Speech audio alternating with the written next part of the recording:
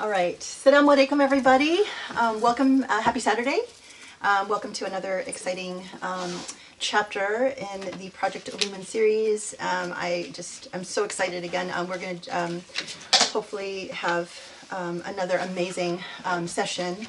I just wanted to share, one of the things that's really beautiful about this gathering is that we have something called a reflection group, where we have an opportunity to sort of digest some of the chapters that we go through, because we finish a chapter and then a couple days pass and then we're on to the next chapter, and every chapter is just so rich with meaning that oftentimes when you also get try to get caught up on life and things like that, it's hard to take the time to really think about what it is that you just learned before you jump into the next chapter. So these reflection sessions are really valuable, and it's a chance for us as a group to come together and talk about what were the lessons learned from each chapter? How did it touch us personally? I mean, obviously I'm saying this for the people that are watching, because people here know what we do.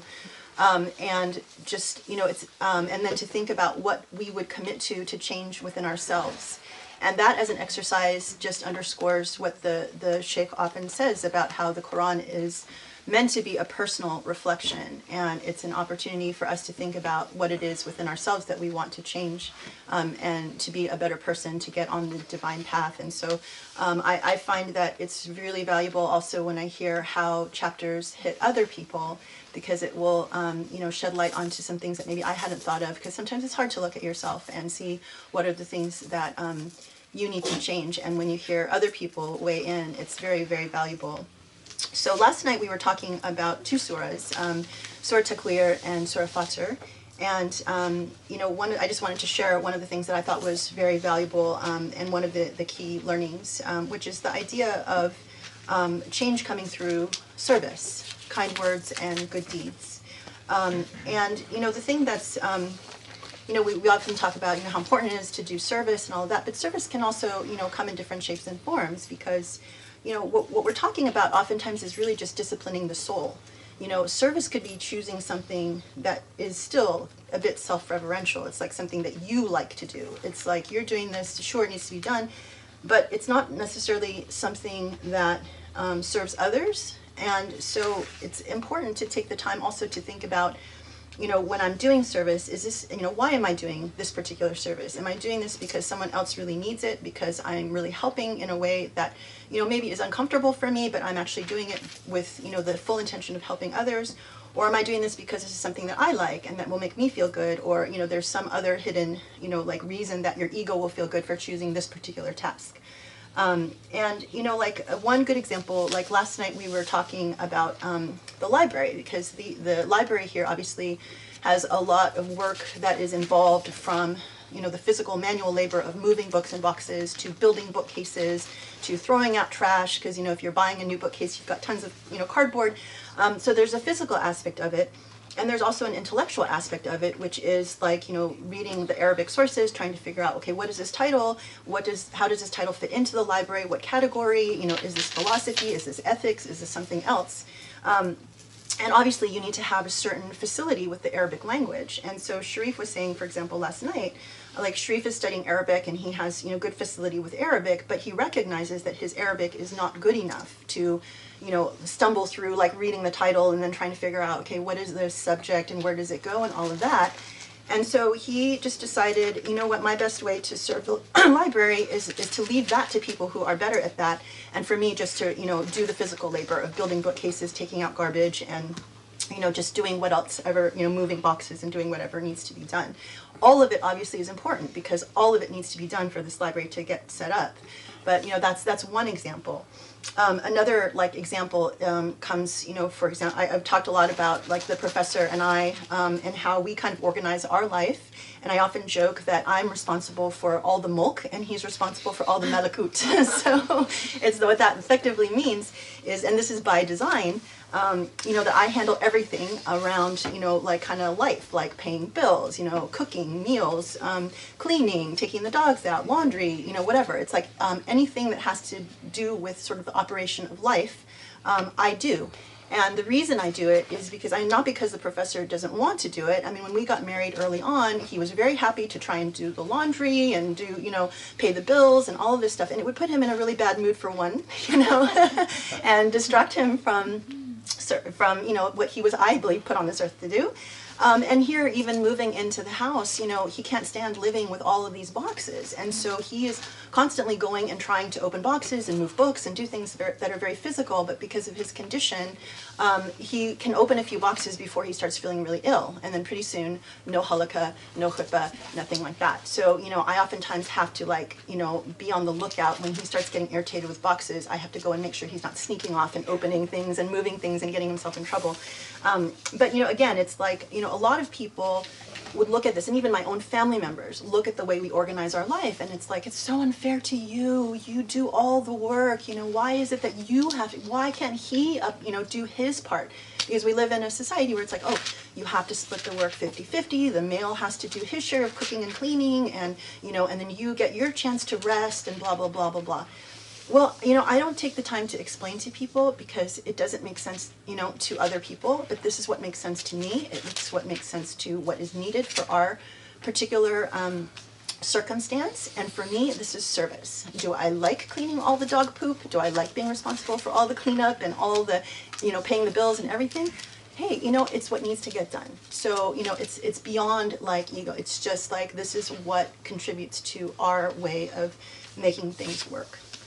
And then last example, which I think is also kind of cute, is when the professor was a teenager and he was in his fanatic stage, and there are stories about how he would basically go after his sister and get on her and steal her Rod Stewart tapes and break them and have a lecture every day about how this is haram and that is haram, whatever. Well, his mom very handily took care of that by saying, well, guess what? You are now in the service of your sister. So everything that she wanted him to do, he had to do. Why? To break that ego and that sense of, one is like entitlement, but two, it's also to learn the value of service, and service not to your ego, but to actually helping someone else and disciplining the soul. So it's just, several examples of just, again, like how to really look inside yourself and break that, break the ego and serve in a way that really does help those around you. So just a few stories. Okay, thank you so much, and inshallah, I look forward to another wonderful session. May Allah bless all of us. Bismillah ar-Rahman ar-Rahim. Alhamdulillahi Rabbil Alameen. Subhanallah al-Ali al-Azim. Wassalatu wassalamu ala Muhammad wa ala alihi wa ashabihi. وعلى من اتبعه إلى يوم ومن اتبعه بإحسان إلى يوم الدين.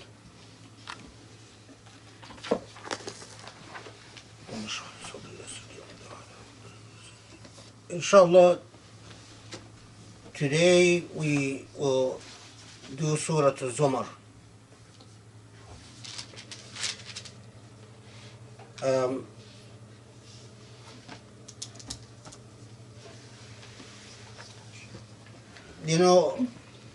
I wait till she passes out and I do sneak out and open boxes to my heart's content. It's good to be naughty at times. So I do open boxes behind her back. And most of the time when I do get myself in trouble, meaning in considerable amount of pain, I just don't tell her. So you can hide stuff like that. It's halal. It's not halal.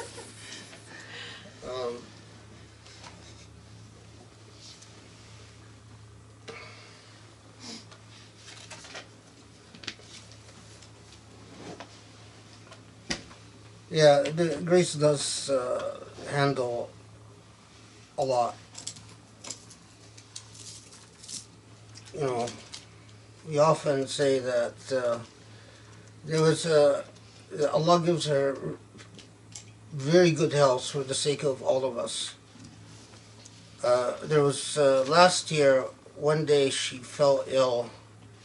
I think it was a day or maybe two, and the entire family just went into crisis. It was miserable. We couldn't figure out how to do anything, and yeah, that was a real mihna.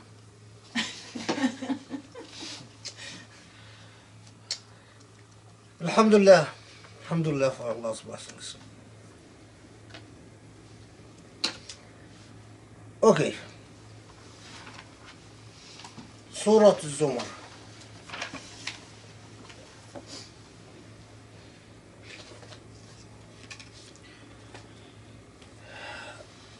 I pause a lot of times when you're going to start a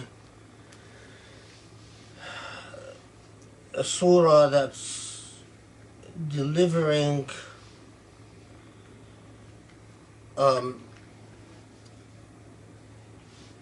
delivering nothing short of a life-defining message.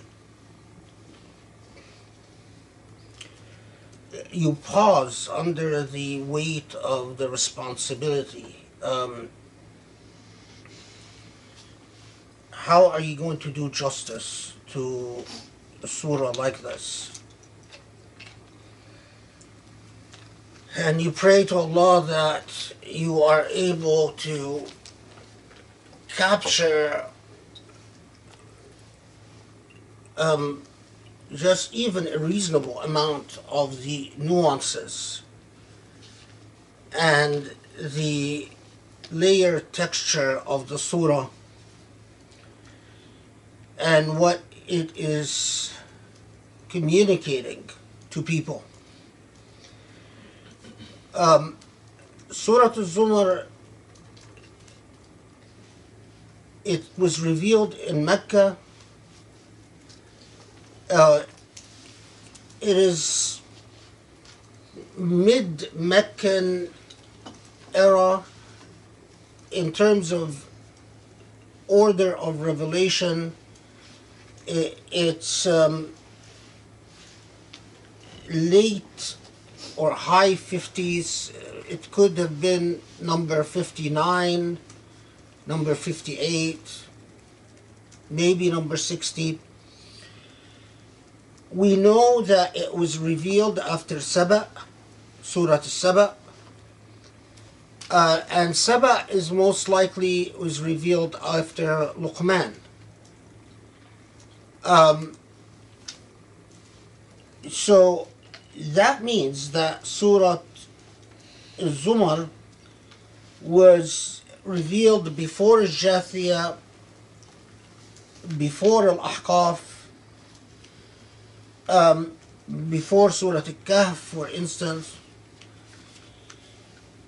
In terms of surah that we covered, before Surah Al-Sajda, before Surah Al-Tur, before Surah Al-Inshiqaq, and definitely before Surah Al-Ankabut.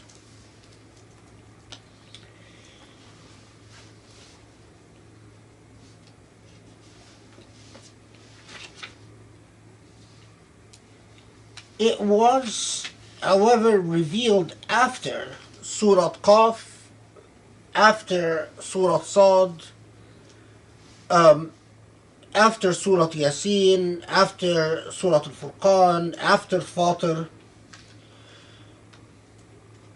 So we already know considerable amount of what the Quran had already communicated to Muslims, and what the Quran was yet to communicate with Muslims, to Muslims, when Surah Al-Zumar is revealed. As you often find in Islamic sources, you find these reports that tell you that although Surah Al-Zumar was revealed in Mecca, that there were certain ayat, some say one ayah, some say two ayahs, some say three ayahs, were in fact revealed in Medina, so much later, but were included in Surah Al-Zumar when it came time for the Prophet ﷺ to organize the Quran. I must tell you, however, that I don't put much stock on these reports. I think these reports fit the Quran to historical events in retrospect, and are not, they're not sufficiently reliable for us to depend on when it comes to a subject as serious as the structure of the Quran itself. So although you will find in a lot of sources, especially the Ahl al-Riwaya, the people who wrote interpretations of the Quran largely through their methodology depending on transmissions of traditions rather than interpretation. You'll find that they'll often tell you that, you know, the ayah 53, 54, where Medinian revelations, I take very big exception to that, and I don't believe that any of Surah Al-Zumar was revealed in Medina. It was all a Meccan surah.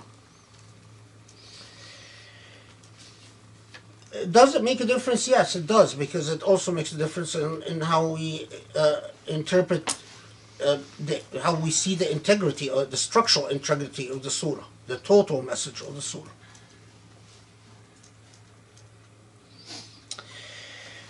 Okay, so yeah, you know, you just you pause and you take a deep breath because of the enormity of the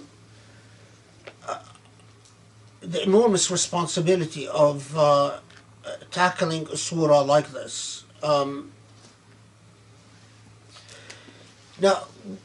off the bat, right at the beginning, there's something that distinguishes Surah Al-Zumar.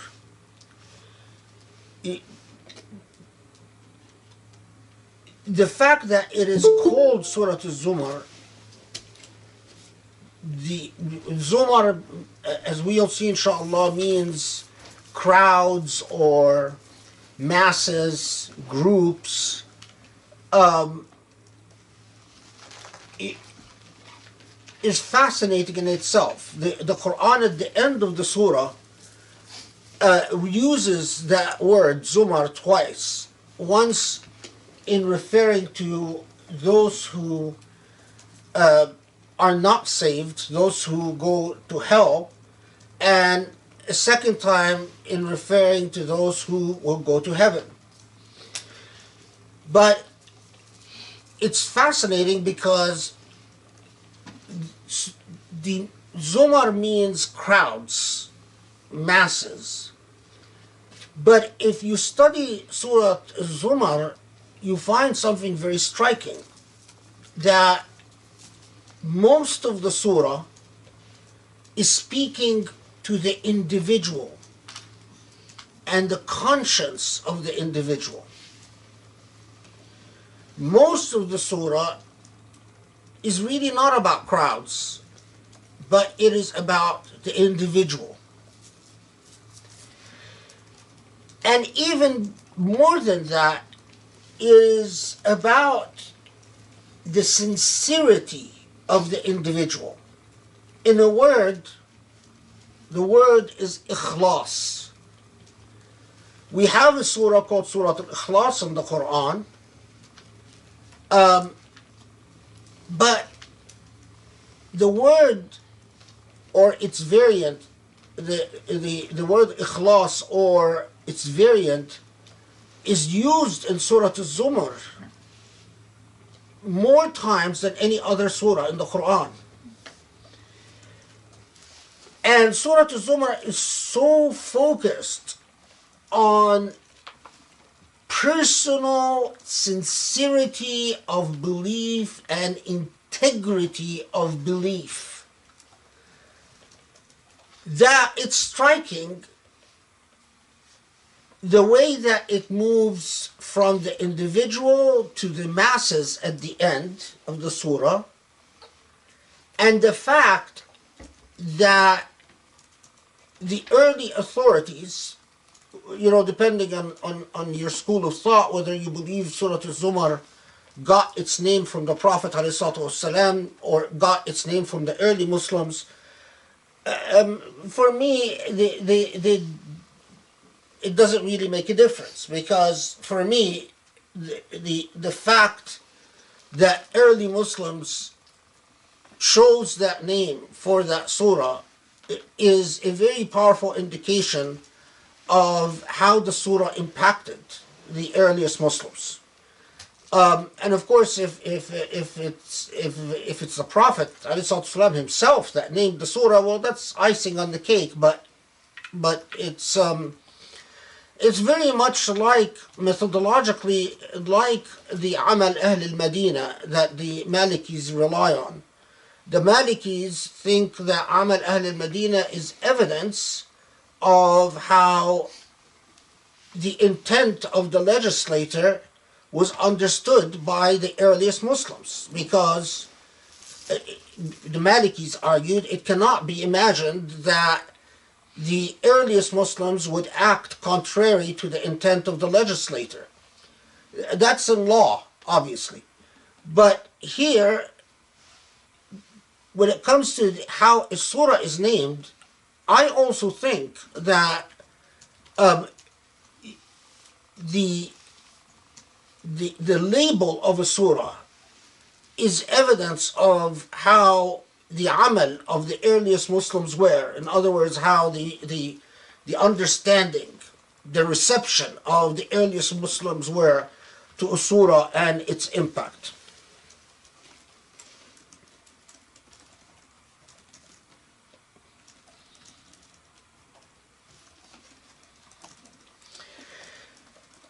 And if you recall from our other halaqas, that what I said about mid-Meccan surahs, the earliest Meccan surahs set the most foundational constitutional principles for the Islamic faith. They establish the basic pillars of the faith. The late Meccan surahs often are prepping Muslims for the Medina stage. And they often underscore endurance, transformation, perseverance, patience, sacrifice, because Allah subhanahu wa ta'ala knows what's going to come and the amount of perseverance and sacrifice that's going to be required.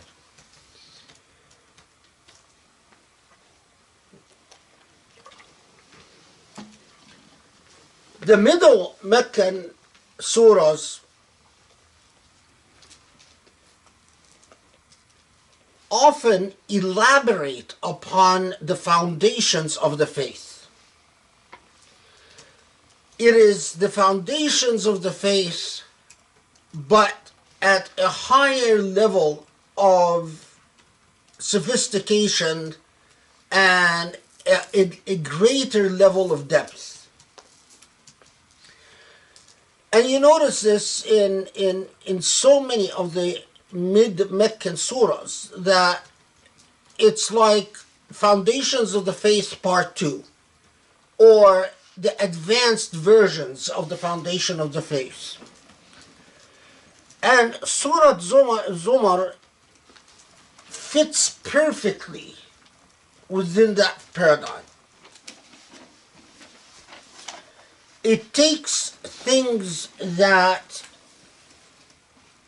we've already been introduced to in the earliest Meccan surahs, but it now organizes them in a worldview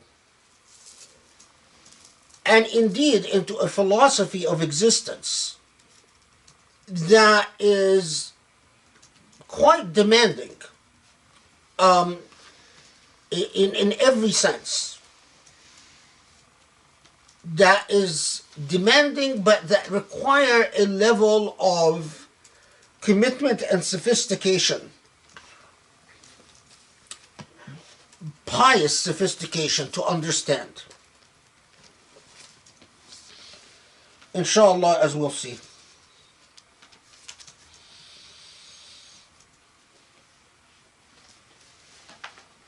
Okay.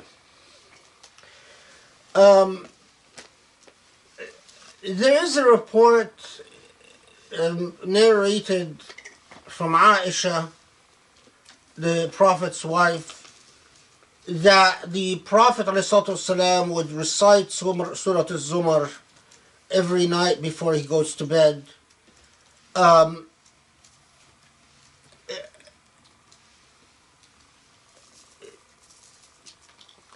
يعني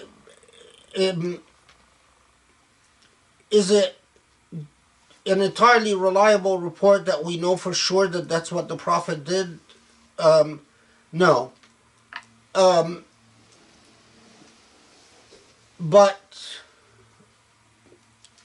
anyway, I mean, if it's true that the Prophet ﷺ recited Surah Al-Zumar every night before going to bed, it only underscores the importance of the surah and the foundational role that the surah plays, inshallah, as we'll see. تنزيل الكتاب من الله العزيز الحكيم إنا أنزلنا إليك الكتاب بالحق فاعبد الله مخلصا له الدين ألا لله الدين الخالص والذين اتخذوا من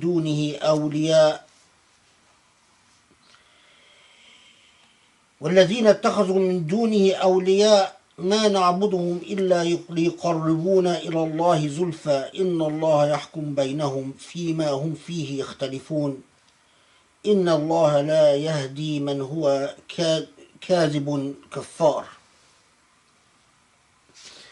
Okay, so the surah starts out تنزيل الكتاب من الله العزيز الحكيم. The revelation of the book by Allah Al-Aziz. Aziz is often translated as mighty.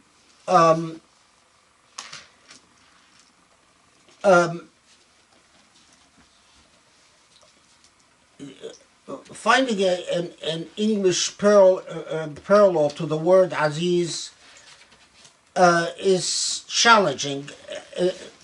Who is Aziz? It's true that Aziz is someone who cannot be defeated, but Aziz obviously is taken from the word Izzah. So it is not just someone who cannot be defeated, but it also connotes great honor, and Al-Aziz is glorious. So glory, honor, power. And Al-Hakim is the wise. And it's interesting that there's an interesting grammatical point here is that the opening of the surah doesn't adopt a typical format for an oath by the divine. So it doesn't swear by Tanzil al-Kitab, and it doesn't swear by Allah al-Aziz al-Hakim, but simply asserts it. Says, the revelation of the book, Tanzil al-Kitab, min Allah al-Aziz al-Hakim, but it doesn't have adat al-qasam. It doesn't have the what you would use for Allah to swear by something linguistically. And we know from the Quranic style that the Quran uses this method of, instead of even swearing by something, but simply stating a fact, what from the Quranic perspective is an absolute, unwavering fact, when it in fact wants to underscore that everything is built upon a particular fact. And in this case, the fact is that this book is from Allah, Allah who is Aziz, and Allah who is Hakim. And these two sifat, the two descriptions of Almighty Allah subhanahu wa ta'ala that is used in this context are quite purposeful.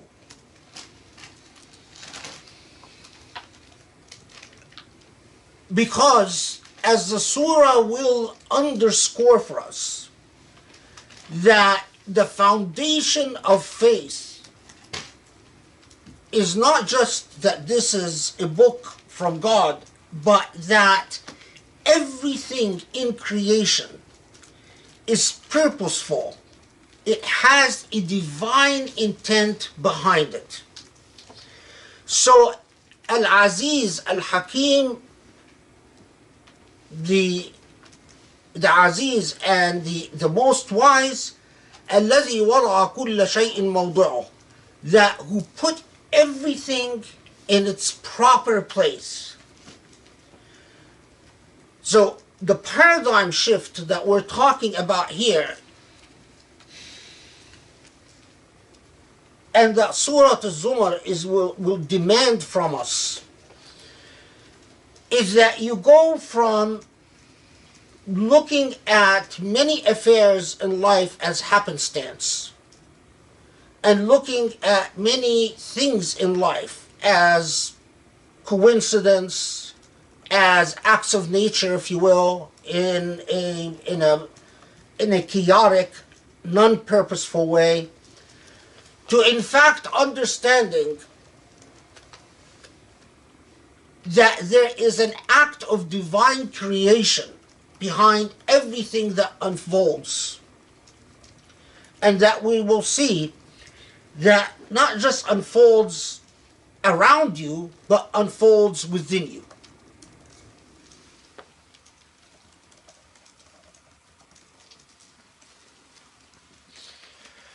So, تنزيل الكتاب من الله العزيز الحكيم.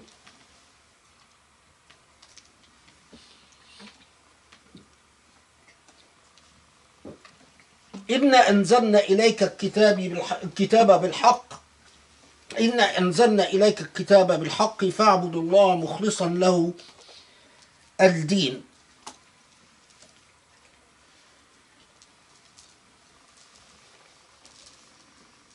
أنزلنا الكتاب بالحق. We've sent this book. بالحق is you would translate it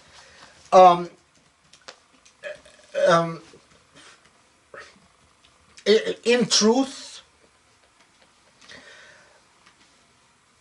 but this particular form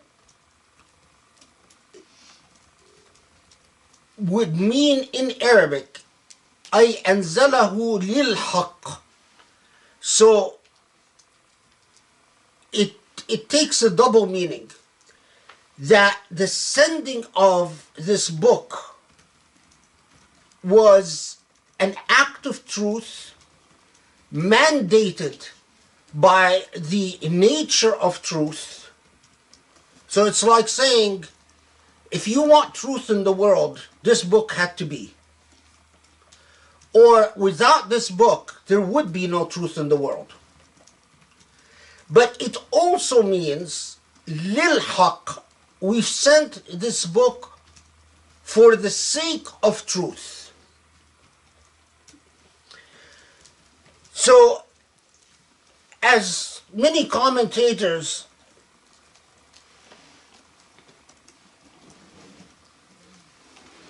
noted, that if this book is sent for the purpose, it is sent in truth for the purpose of truth. Anytime this book is put in the service of falsehood,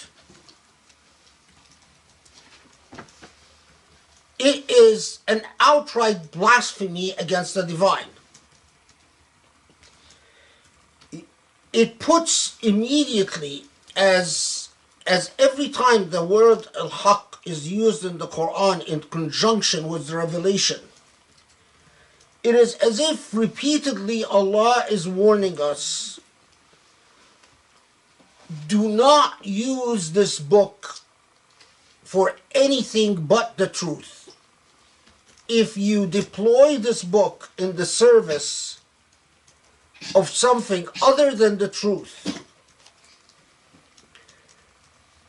and as we'll see, the Surah Al-Zumar will connect for us the taghut, and we'll talk about what taghut means, but taghut, for now, let's say, the injustice and oppression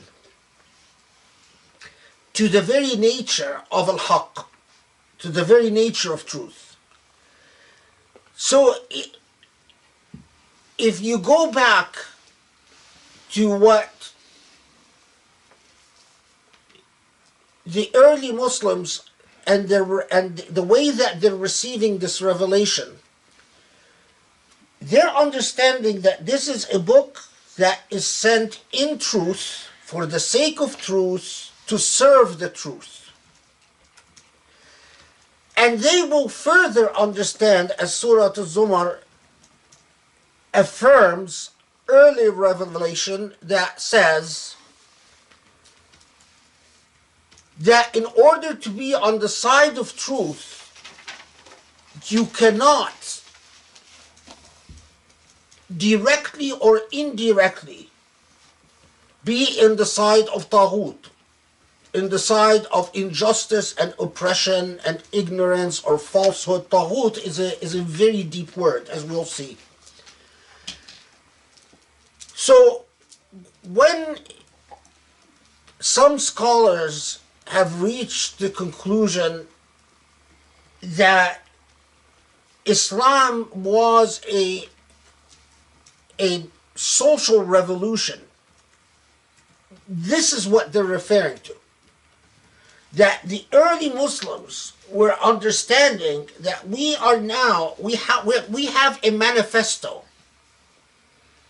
And this manifesto is a rebellion against the institutions of falsehood, which include all types of things, as we'll see, that are inconsistent with wahdaniyah, inconsistent with monotheism. And we'll see this unfold in a brilliant and remarkable way in Surah Al-Zumar. Okay, so a book sent in truth, in the service of truth, for truth. فَاعْبُدِ اللَّهَ مُخْلِصًا لَهُ الدِّينَ. So, worship God. Okay, worship God, we understand that. But it didn't say worship God مخلصة or اخلص في عبادة الله, so be sincere in worshiping God. But it said worship God مخلصا له الدين, dedicating sincerely and fully your religion to God.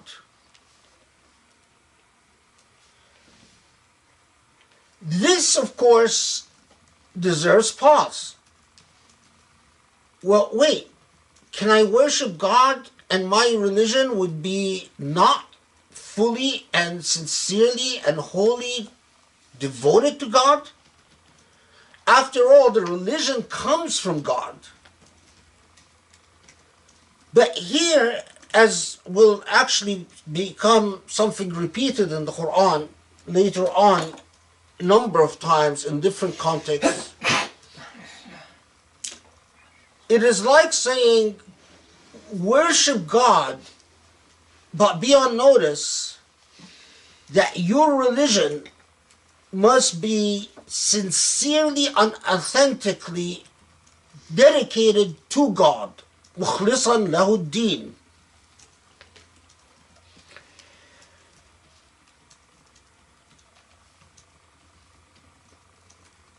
And as we'll see, the surah will go on to get us to understand what مخلصا له الدين means. What devoting the religion to God means. It's sort of layers of devotion, layers of purification. But for now, let's say that it issues a blanket warning. This book is the book sent in truth, for the sake of truth, and it is possible that you worship God, but it is also possible that your worship of God is not sincere. And the way that you employ the religion of God is not sufficiently sincere, or is in fact even insincere.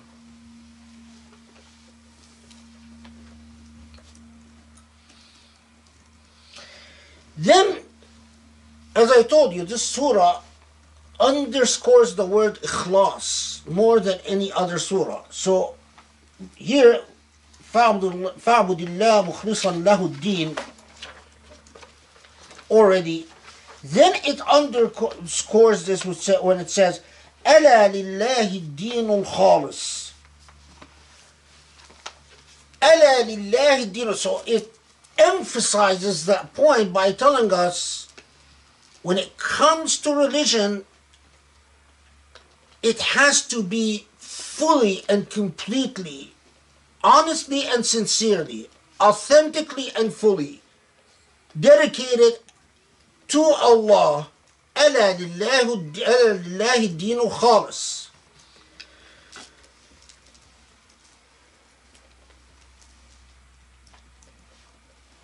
And then it talks about those who جعلوا لله أولياء, those who've made partners to Allah. Din al-Khalis is, in the study Quran, it translates it as pure religion.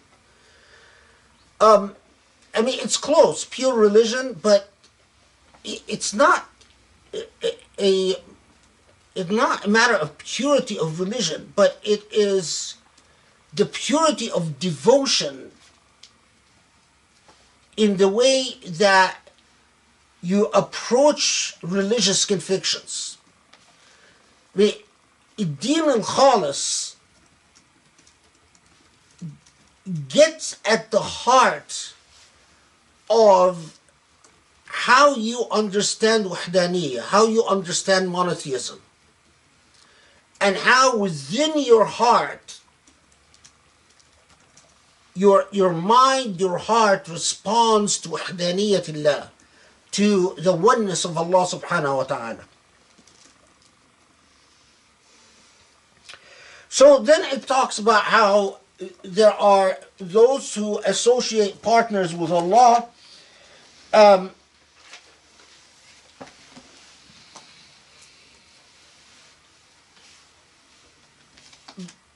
And here it's useful to break it into two parts.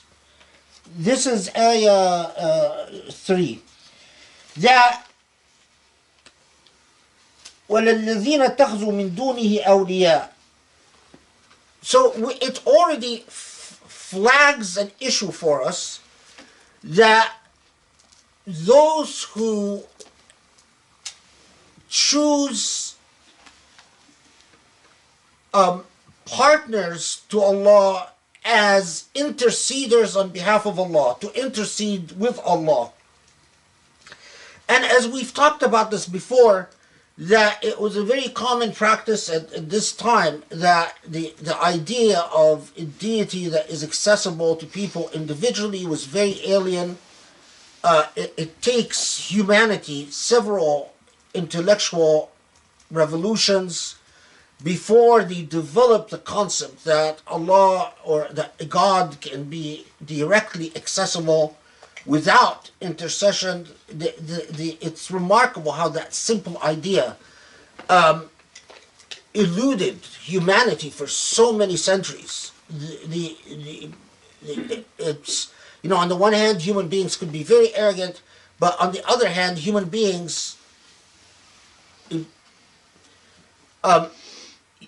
gravitate towards a caste system or a class system or a system in which they think only the elite can access Allah or access in the same way that you have a king. One is not a king unless that king has guards and has ministers and has agents, and you can't just walk in and start talking to a king. In pre-modern times, that was exactly the concept of a deity. A deity, at a minimum, had to be like a king, who has ministers, has agents, has representatives, and you can't just walk in and talk to a king, because if that's the case, then that's not a deity anymore.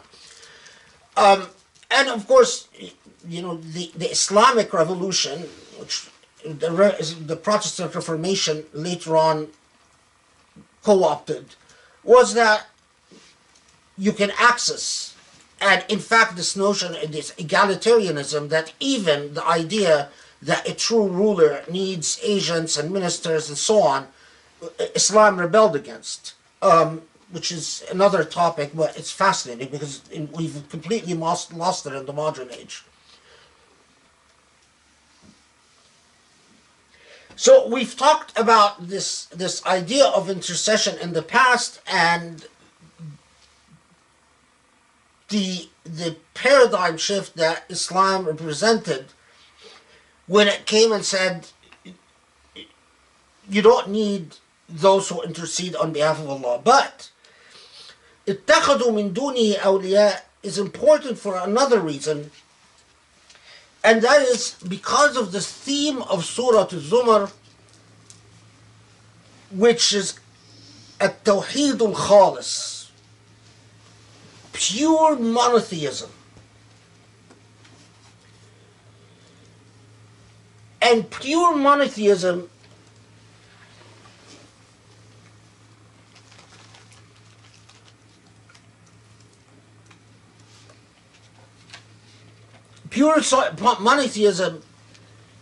means that you purify your worship, you purify your conviction, your belief in a supreme maker, so that it is only committed to Allah subhanahu wa ta'ala and no other deities. Now here, there is discussions that are fascinating. عبادة الله حسب الطبع وحسب الشرع. What Muslim commentators would often talk about is that so many people, there are people that simply refuse to worship a deity. They don't believe in a deity and they don't worship a deity. That's one category. And those who simply don't believe in a deity and don't worship a deity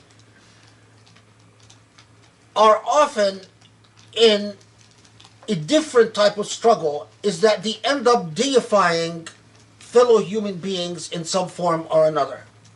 And sometimes they simply deify themselves. Okay. But there is a different type of problem. And that is, throughout human history, how did the practice of worshiping idols develop? It is not because human beings are so stupid that they actually believed that these statues were alive. They knew these statues were not alive.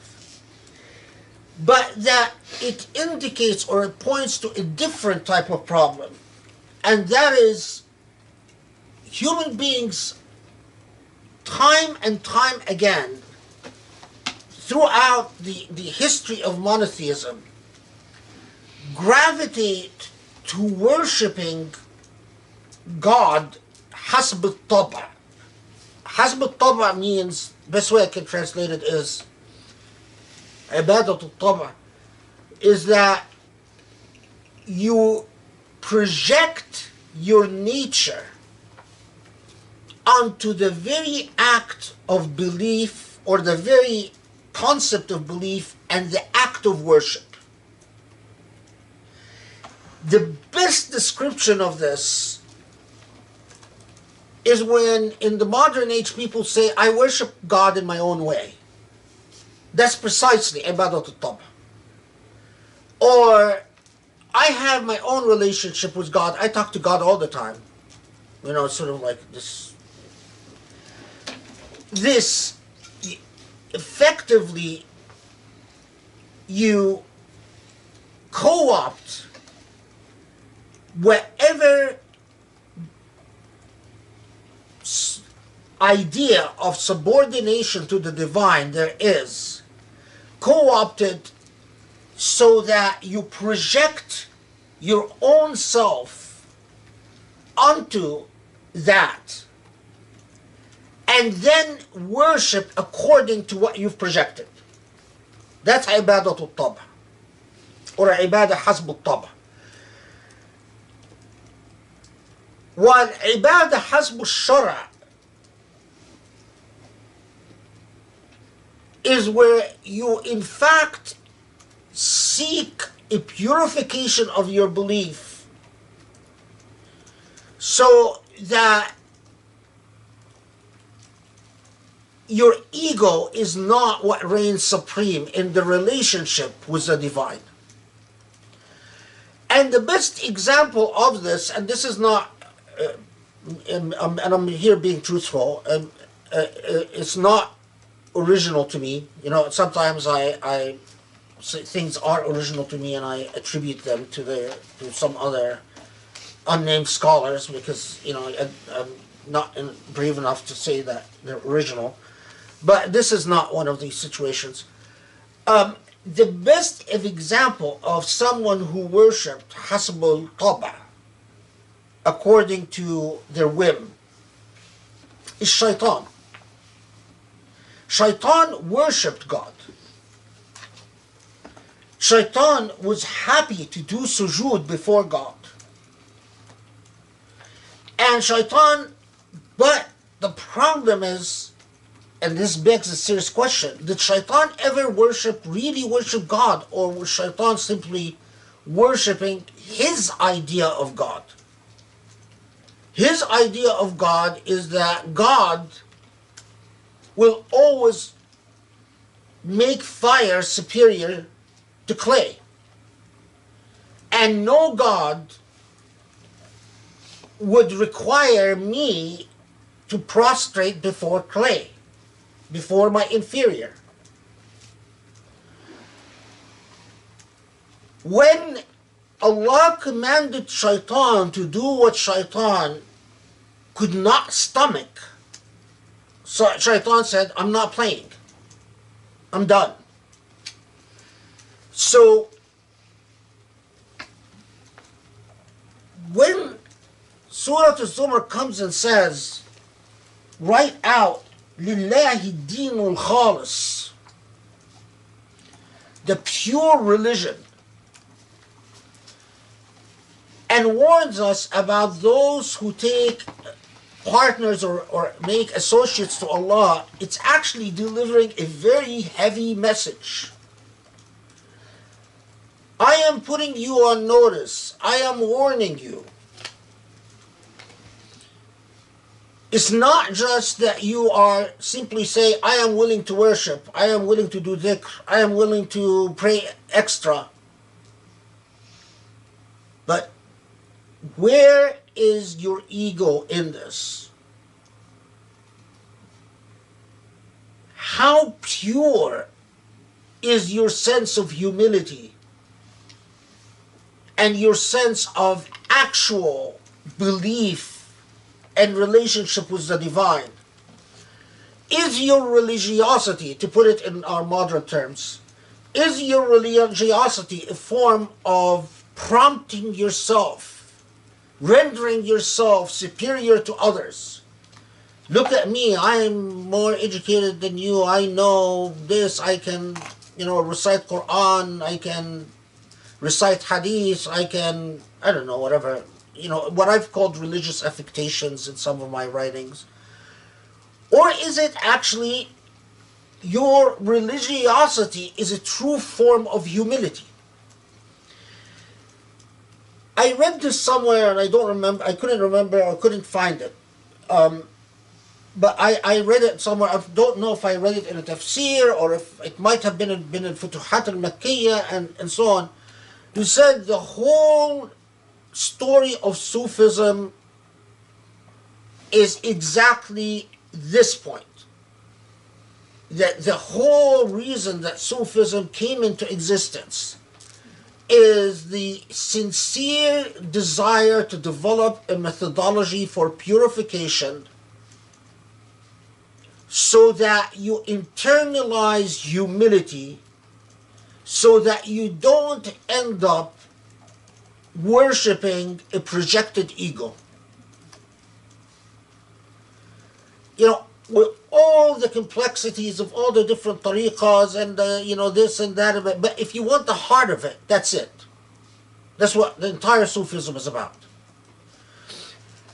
And of course, you don't have to be a Sufi to understand this basic point, because it's, as we'll see, it is as if Allah from the very get-go tells Muslims,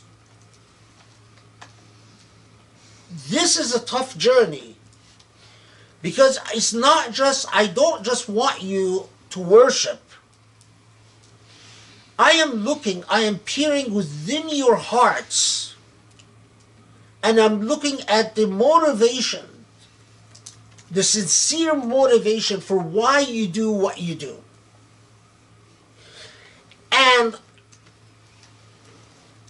there is some scary hadith that say, often cited in the context of Surah Al-Zumar, that Abu Huraira, most of the hadiths are related through Abu Huraira, that Abu Huraira tells the Prophet ﷺ,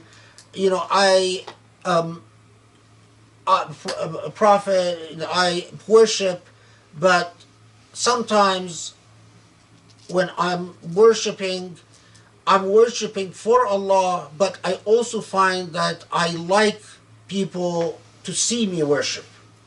And the Prophet ﷺ says, anything that is not dedicated purely for the sake of Allah, Allah doesn't accept. It's scary hadith, because if you take these hadiths literally, then it becomes scary. Because to purify your intentions completely, it's a tough thing. I mean, it's not, if you're honest with yourself, and how many of us can dominate their ego thoroughly and completely, where what they render for God is truly, truly pure.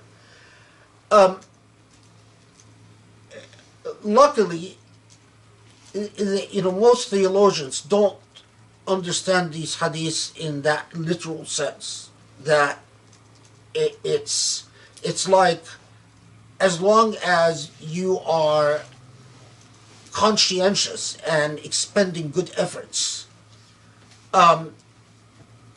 your diligence in humbling yourself and controlling your ego is what Allah looks at, not necessarily the end result of it. But anyway, we'll get to that in another conference. Okay. So, and while in Mecca, the Christians are not a major factor in the life of Muslims. In Mecca, there were very few Christians. But from the very beginning, we know that Islam insists on distinguishing itself. And this is just, I'll mention this in passing, that the idea that Allah would have a son or daughter, because a lot of the Meccans said angels were daughters of God, Christians said Jesus was son of God.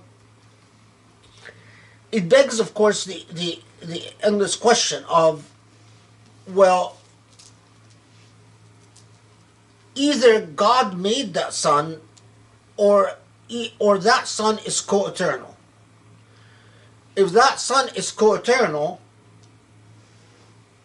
and God didn't make the son, then the idea of monotheism is a fallacy, because there are actually more than one God. If God made that son, then in what way is God beyond need or want? Why would God make a son?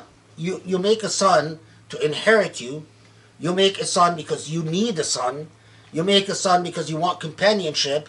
You make a son, all the different reasons that you make a son. And creating a derivative deity, it was deeply problematic in Islamic theology from the beginning. And so we find the insistence, and this, of course, you know, it's important for those who like to pretend that, you know, I can't believe that some Muslims, you know, read the stuff from Islamophobes and it actually affects them. That the Prophet ﷺ was copying from Christian sources. You know, let me put it very clearly. If the Prophet was plagiarizing from Jews or Christians, the Prophet would have never rediscovered the idea of pure monotheism.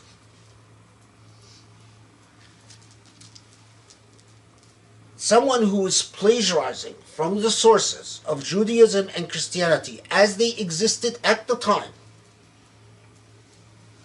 would have never asserted pure monotheism in the way that Islam did. Because by the time that the Prophet is there, pure monotheism didn't exist anywhere. If you are a product of your cultural influences, then maybe the Hunafa, but who knows what the Hunafa really believed in, because they're obscure. I mean, they seem that they had some affinity to the Prophet, but anyway. But as far as Christianity and Judaism are concerned, one is purely about an ethnicity and a history of a tribe, and the other had for centuries abandoned the idea of pure monotheism until it no longer existed.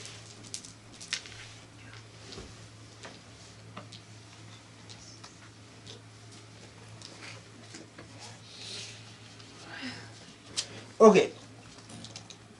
if you look at verse 5,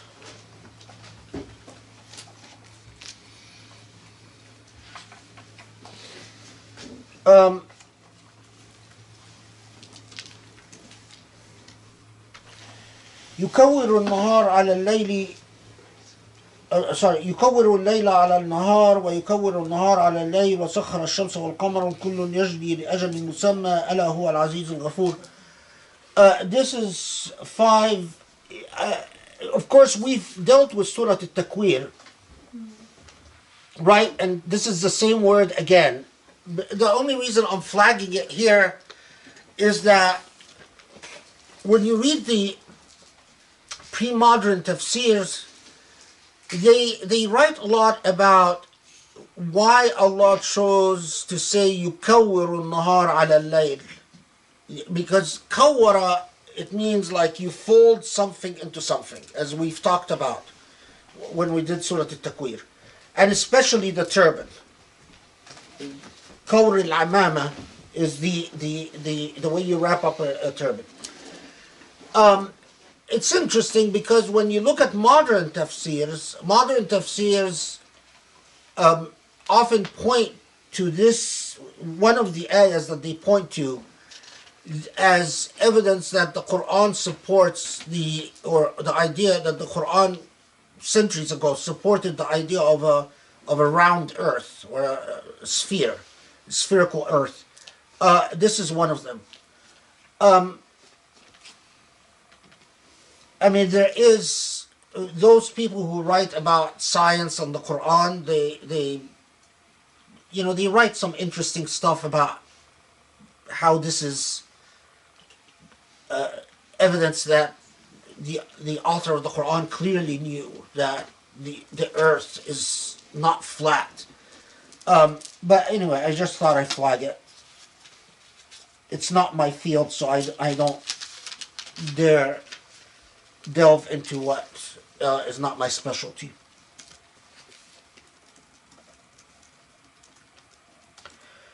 Okay, so then Allah subhanahu wa ta'ala in verse 6, there are two things I want to flag in this portion. That we know that Allah says, Allah created you from nafsin wahida, from a single soul, ثم جعل منها زوجها, that then Allah from that single soul created the two partners. And you find an interesting discussion in Islamic pre-modern sources, or actually in modern sources too, about the biblical narrative that Eve was created from Adam's rib. And so many of the pre-modern sources rejected that tradition and said that it's not supported by the Quran. What strikes me is that I've actually checked, yesterday I was checking a lot of the modern tafsirs, and I found that the modern tafsirs had a tendency to support that tradition far more than the pre-modern tafsirs. That the modern tafsirs actually tell you, that Eve was created from Adam's rib, while the pre-modern tafsirs tend to tell you that that's not a reliable, this is from the Bible and there's no independent transmission that supports it. And they always get into a discussion about the hadith of the Prophet about a crooked rib, but the crooked rib tradition is very problematic because it has a lot of authenticity problems, and most authorities recognize that. But it's an interesting point, right? The other thing, when the Quran says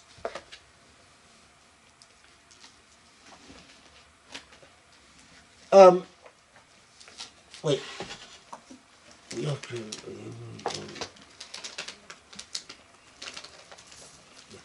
and then he made from it its mate, and sent them down for you cattle of 8 pairs. Notice this 8 pairs issue.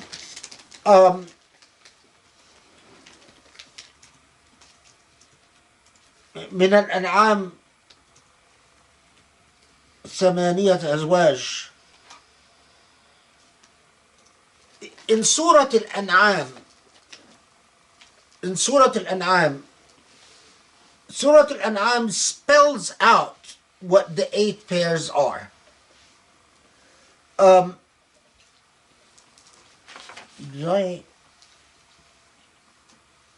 think it's Ayah 143 or around that, yeah. Surah Al-An'am, Ayah 143 or Ayah 142, something like that.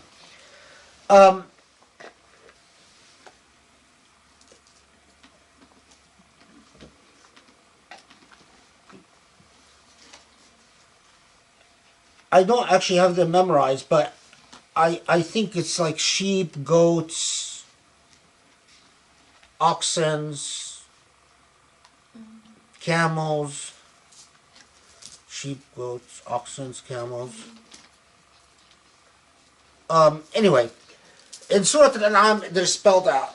And there's an interesting discussion as to why Allah says 8 pairs. And in Islamic law, just so you know,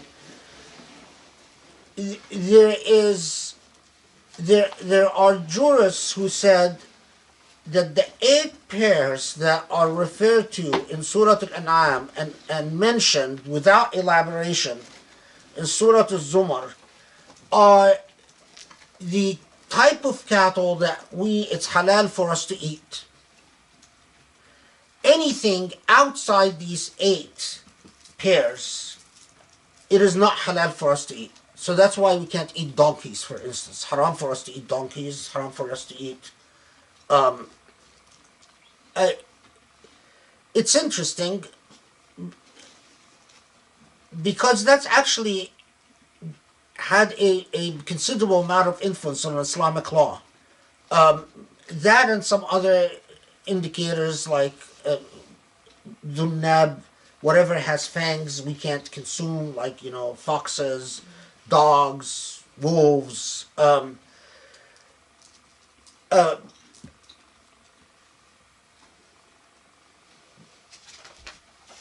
It's interesting that at the time Surah Al-Zumar is revealed, the evidence is that Muslims weren't sure what 8 pairs mean. Because they asked the Prophet several times, why does Allah say 8 pairs? And are all the livestock that exists descendant from 8 pairs? There's, in one of the modern tafsir, it had an interesting note. It said, this was one of the tafsir that said that the Quran supported an evolutionary view of the animal kingdom. And that tafsir refers to verses like this to say that basically Allah says that He created specific pairs and everything evolved out of these. Anyway, this is another thing to flag. The final thing I'm going to flag here is that He created your mother's womb's creation after creation in threefold darkness. The reason I'm flagging this is that in the pre-modern tafsirs, this caused a considerable amount of discussion and confusion. What does threefold darkness mean? And of course, in modern science, we know what the threefold darkness mean.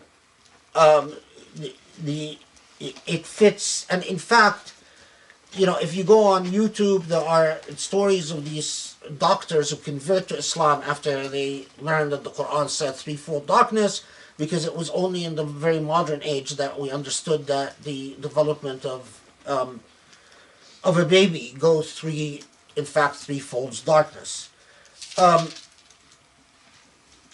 There's an interesting story about an Egyptian priest who claimed that the Bible had a reference to the threefold darkness, and that it was an old original biblical manuscript that was later Christians left out, and that he owned that manuscript, and then when they went back to that manuscript and someone actually managed to look at it, they discovered that he had written in threefold darkness. He actually defaced the manuscript by writing in it. He tried to use old ink and stuff like that. But it's interesting. He just hated the fact that Islam had threefold darkness and the Bible didn't. He's a big Islamophobe, very well known in Arab circles. His name is Zakaria Butros or something like that. Why am I smelling popcorn?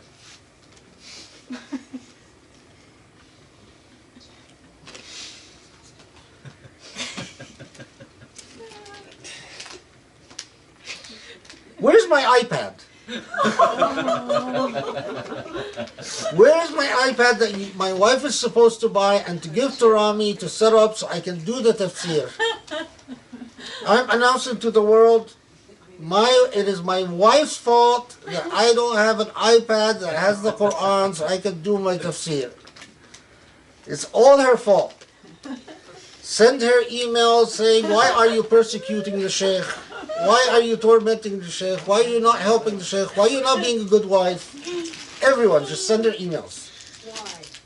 Why?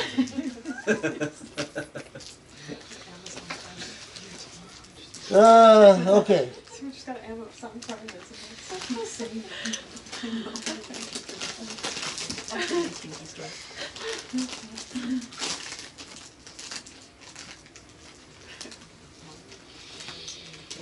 You know, it would be really sad if people send me emails like blaming me for blaming you. I will get depressed if that happens. It's okay, it's my department. It's Mulk. Where's my iPad? Okay. 7. إن تكفروا فإن الله غني عنكم ولا يرضى لعباده الكفر وإن تشكروا يرضى لكم ولا تزر وازرة وزر أخرى ثم إلى ربكم مرجعكم فينبئكم بما كنتم تعملون إنه عليم بذات الصدور. So note, we've seen the style in middle Mecca surahs, where you're literally, the Quran starts going like as if it's delivering foundational principles in a rhythmic style that is very powerful. So we've already been introduced to the idea of the pure religion, the purity of intention, and I'm forgetting what it is. The purity of monotheism itself, and with all that, the nuances that verse 6 involve, verse 7 delivers to us some further basic foundational principles that are critical for the basic idea of pure monotheism. First, غناء الله إن الله غني عنكم, that, and it's a familiar idea that Allah doesn't need us. And we've already talked about أنتم الفقراء إلى الله, that you are the ones who need Allah. So that we've already encountered that, which the Quran emphasizes again and again and again. But right after that it says, which is something that deserves a little bit of a pause. لا يرضى لعباده الكفر. It is not quite that God is not pleased with kufr. لا يرضى it's like saying it is not becoming of you. Like if I say, لا أرضى عن هذا لك, I can't accept this as something befitting you.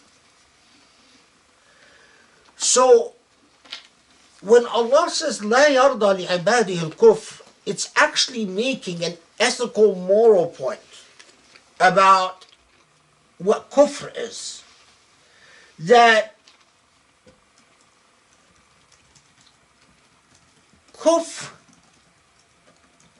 the nature of ingratitude, the nature of defiance, as we'll see, because Surah Al-Zumar tells us more about this notion of kufr as the immorality of ingratitude.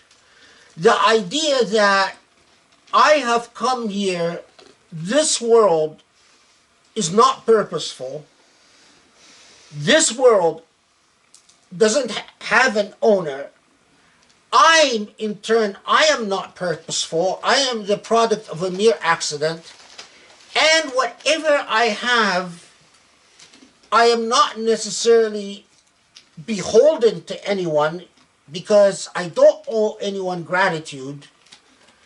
All of these are things that Allah لا يرضى لعباده means that all of these are positions that are unethical. So Allah cannot accept. It's as if saying, I cannot accept the fact that the immorality of these positions.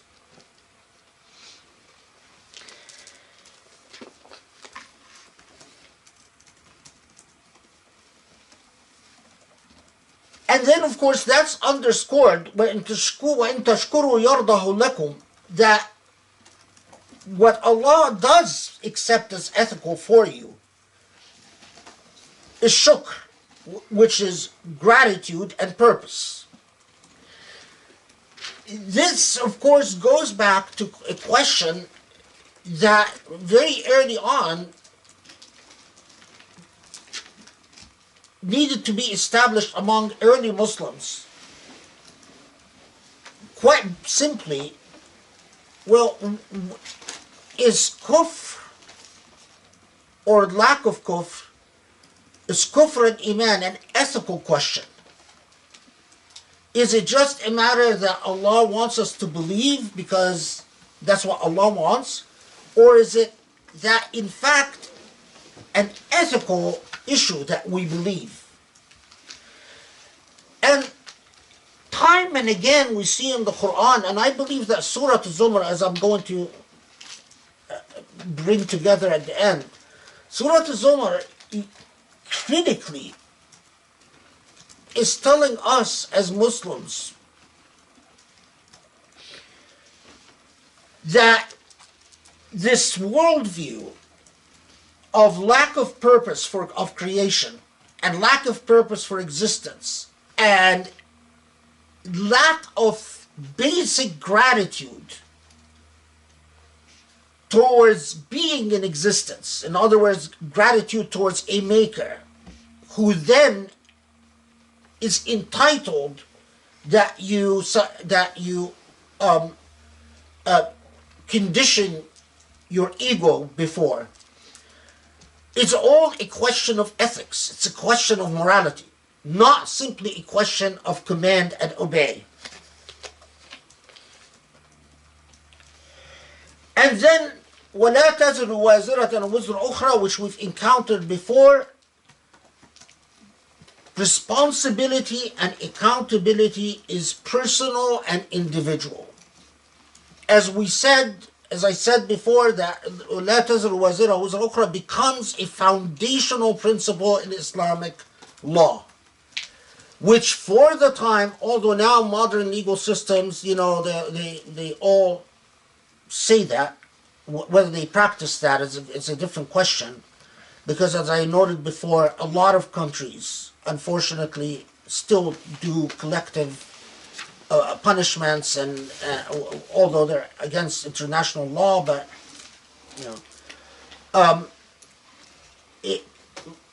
at the time, the Quran insisted that accountability is individual and personal. It was a revolution.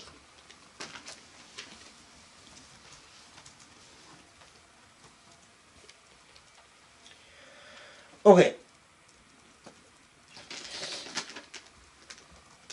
And an access, a personal access to God, at the same time, Allah alimun bidat al-sudur, that do not think that whatever percolates in your heart, whatever is in the folds of your conscience, that it escapes God.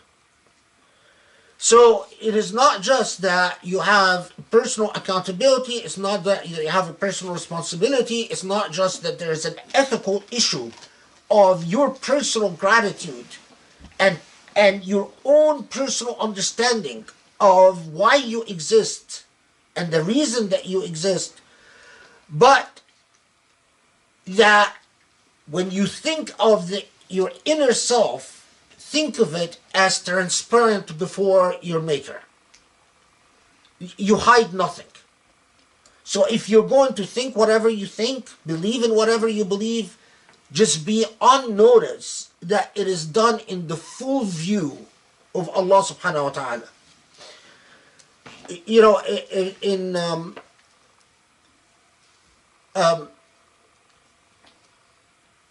I remember, this one, I must have been a teenager. I couldn't have been older than 15 years old. I, of course, you know, like all teenagers, you're worried about, is Allah going to hold me accountable for, you know, my secret thoughts? Like, you know, whatever thoughts I think, but I don't tell anyone about. And so I asked one of my teachers, you know, am I going to be held accountable for my secret thoughts? And then, of course, he told me, no, you're not held accountable for your inner thoughts as long as you don't act upon them. But he said, but just keep in mind, istahi min Allah. Keep in mind that whatever your inner thoughts are, that Allah is fully aware of them. So at a minimum, istiha is what? Shy, Like be bashful, be embarrassed. embarrassed, be shy before Allah, because you know you can't be just bold and insolent about it, because Allah knows these thoughts. So although you're not going to be held accountable, but you're completely naked before Allah. And it just, you know, it struck me that, okay, so I'm not just free to sit and fantasize whatever fantasies I want to fantasize. Allah's there in full view of these ideas and these fantasies. So I better be careful. Simply because I don't want to be insolent with God. I don't want to be rude. Even if God is not going to hold me accountable. But if I want to be close to God, if I want to be close to Allah, how can I be rude? I mean, how can you want to be close to someone but then be rude with them? And it was one of these ideas that had a huge impact on my life. I keep telling Allah, I want to be close to you. You know, allow me closeness. But if I am not polite, then why would God be close?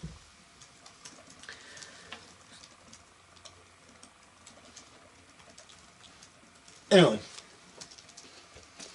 more on that later. And then something that the Quran emphasizes several times in the context of ikhlas.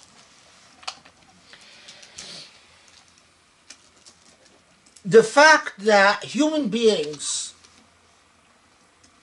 often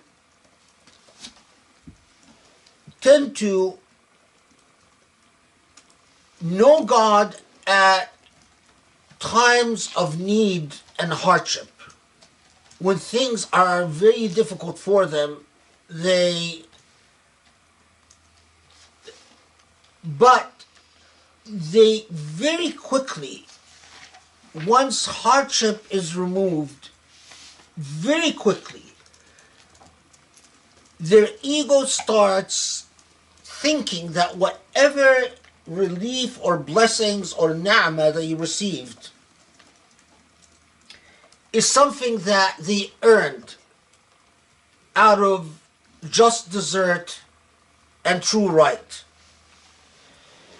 And ثم إذا خوله نعمة منه نسى ما كان يدعو إليه من قبل وجعل لله أندادا.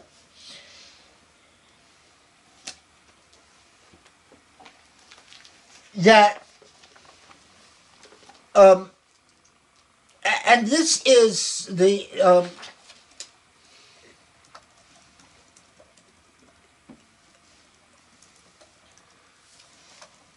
there is I'm trying to remember what was it.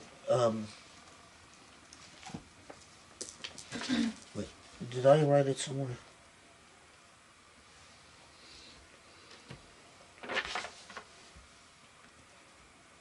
Yeah. So, for instance, the Prophet ﷺ told Ibn Abbas, تعرف إلى الله في الرخاء يعرفك في الشدة. Know God in times of ease, so God will know you in times of hardship. Imam al-Hussein radiallahu anhu used to say, من نسي الله في العوافي لم يجب الله دعاءه في المحن والاضطرار. That whoever forgets God during times of ease, God doesn't answer his or her prayers at times of hardship. There is, in the Islamic literature,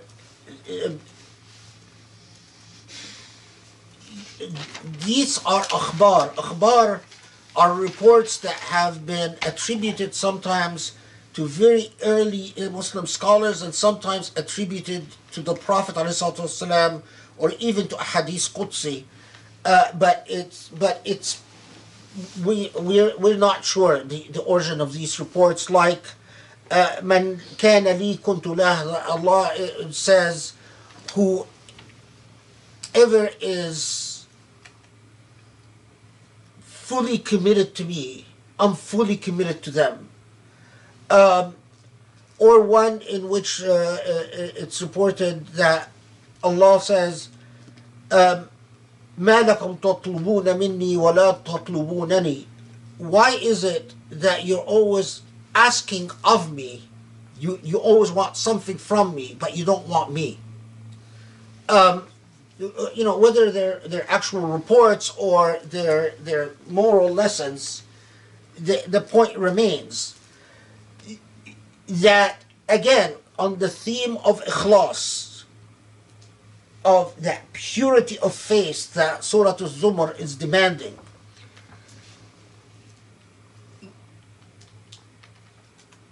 the person who wants to purify their faith, who wants يدعو الله مخلصا له الدين, to have a deen khalis towards Allah, to try to understand, in fact, whether they are the type of person who want things from Allah but doesn't want Allah. تطلبون مني ولا تطلبونني. who tends to look at success as something that they deserve, as something that they've earned. It's my hard work, it's my intelligence, it's my good looks, it's my good luck, I don't know, whatever. It's my whatever. But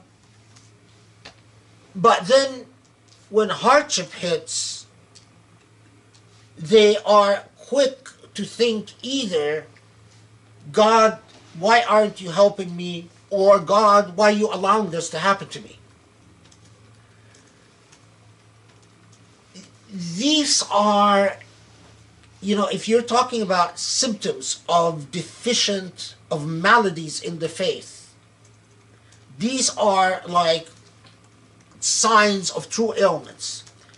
But there's another point, and one that I'm sure you're all aware of, at least intellectually, and is that so many of us, when hardship hits us, our sense of Allah's presence is at a high. But as soon as the difficulties and the challenges are removed, the drifting from Allah immediately starts. And if you are like that, if Allah actually wants what's best for you, Allah promptly afflicts you with one disaster after another.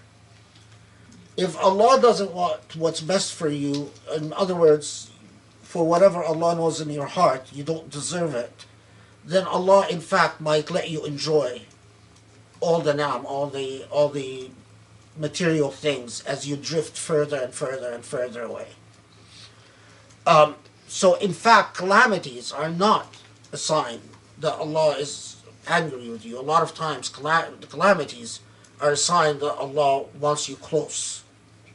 And the lack of calamities is sometimes a sign that in fact God is not happy with you, when everything just keeps going very well for you. Okay, so let's stop at verse 8 and pray Asr, and inshallah we'll continue. Bismillah ar-Rahman ar-Rahim.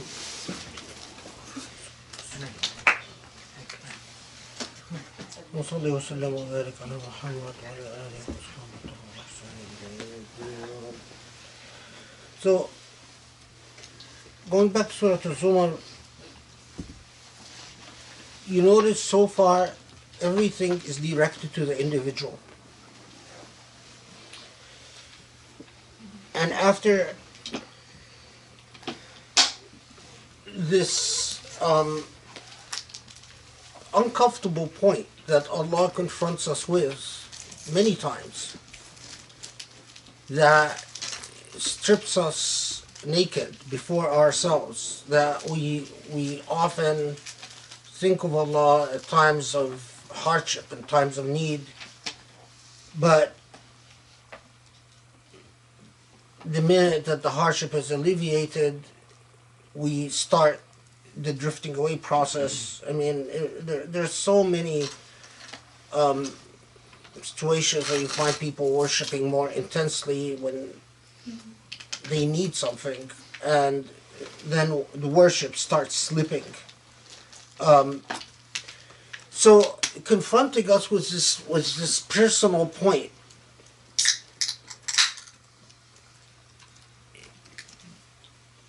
the Quran then transitions in putting a picture before our minds of, again, individuality and personhood in the relationship with the divine.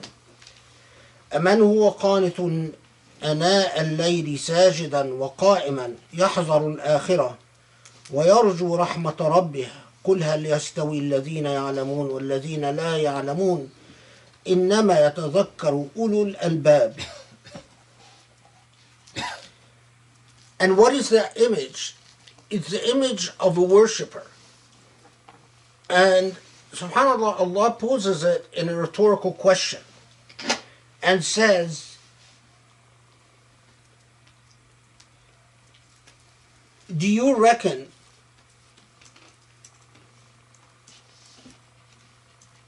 that that person, قانتا آناء الليل, someone who is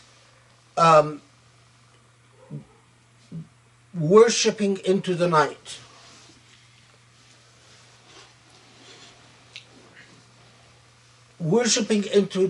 prostrating before Allah, constantly thinking of the hereafter,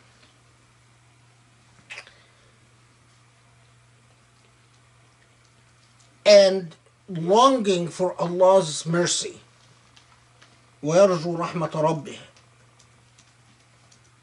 longing for Allah's mercy, and then that image is not juxtaposed to another one, but simply then a further rhetorical question: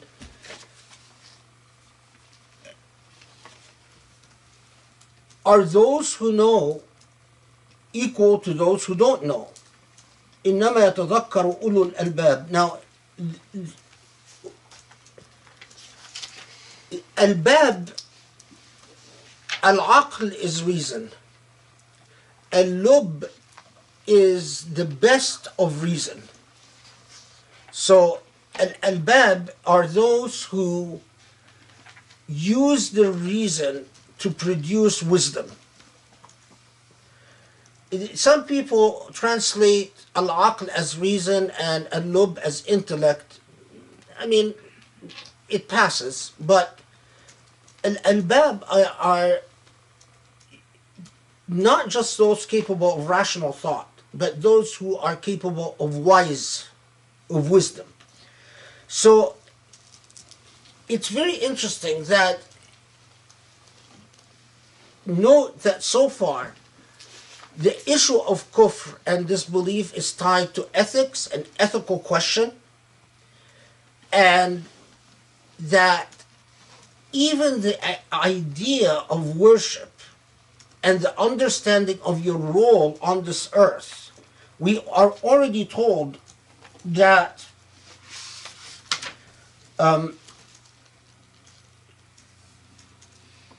Allah has created the samawat wal ard bil haqq, that Allah created the heavens and earth in truth. Or actually, we will elaborate on this in a second.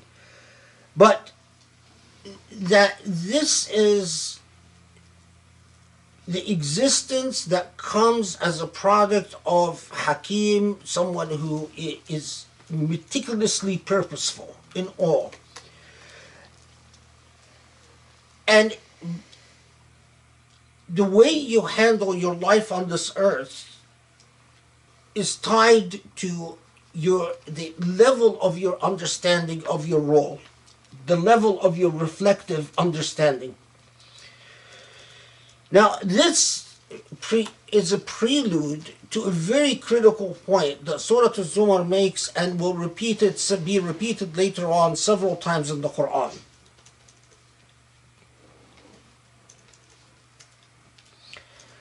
قل يا عبادي الذين آمنوا اتقوا ربكم الذين أحسنوا في هذه الدنيا حسنة وأرض الله واسعة إنما يوفى الصابرون أجرهم بغير حساب قل إني أمرت أن أعبد الله مخلصا له الدين وأمرت لأن أكون أول المسلمين.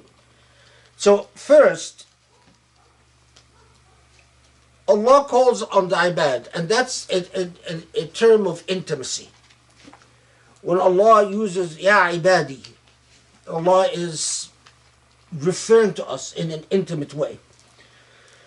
So it's normally translated as my servants, but I don't like that translation. I'm not sure what I would put instead, but it's not servants. It's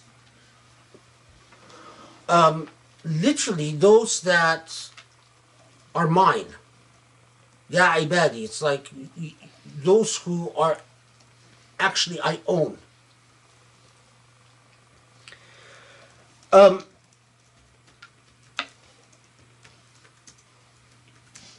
be in reverence of your Lord,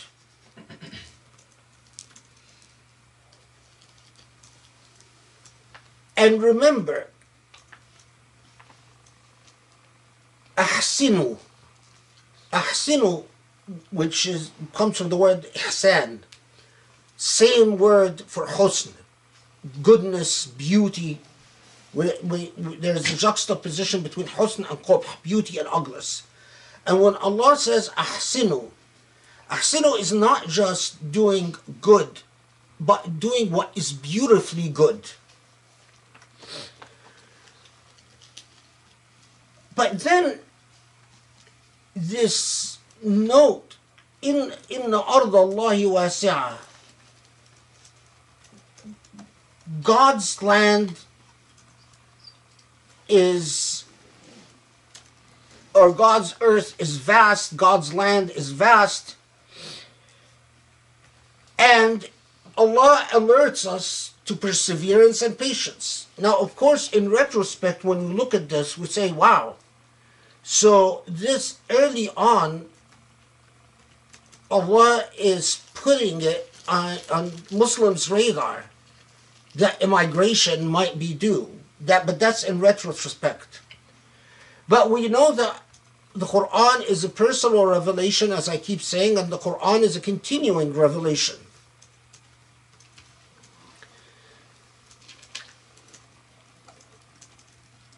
So Allah is alerting us that our obligation is ihsan on this earth, because those who do husna will be dealt with husna in the hereafter. Your obligation is to perform what is beautifully good, and the moral challenge, of ethical challenge of Ardullahi Wasi'ah is a serious one. And this, I wrote recently an article about the ethics of migration in Islam. And if Muslims had an ethical impact on the world, we would ask very seriously about, we would have very serious questions about the morality of national borders and the morality of dividing the world according to passports and visas and etc., etc. But again, here we're talking to the Quran is addressing the morality of the individual and putting before you that sometimes in order to do what is beautifully good, it might mean that you need the type of perseverance that is involved when you sacrifice leaving whatever you're comfortable with. That the sacrifice might actually uproot you in order to live according to mukhlisan lahu din. Again, the word ikhlas in Surah Al-Zumar. And again, قُلْ إِنِّي أُمِرْتُ أَنْ أَعْبُدَ اللَّهَ مُخْلِصًا لَهُ الدِّينَ.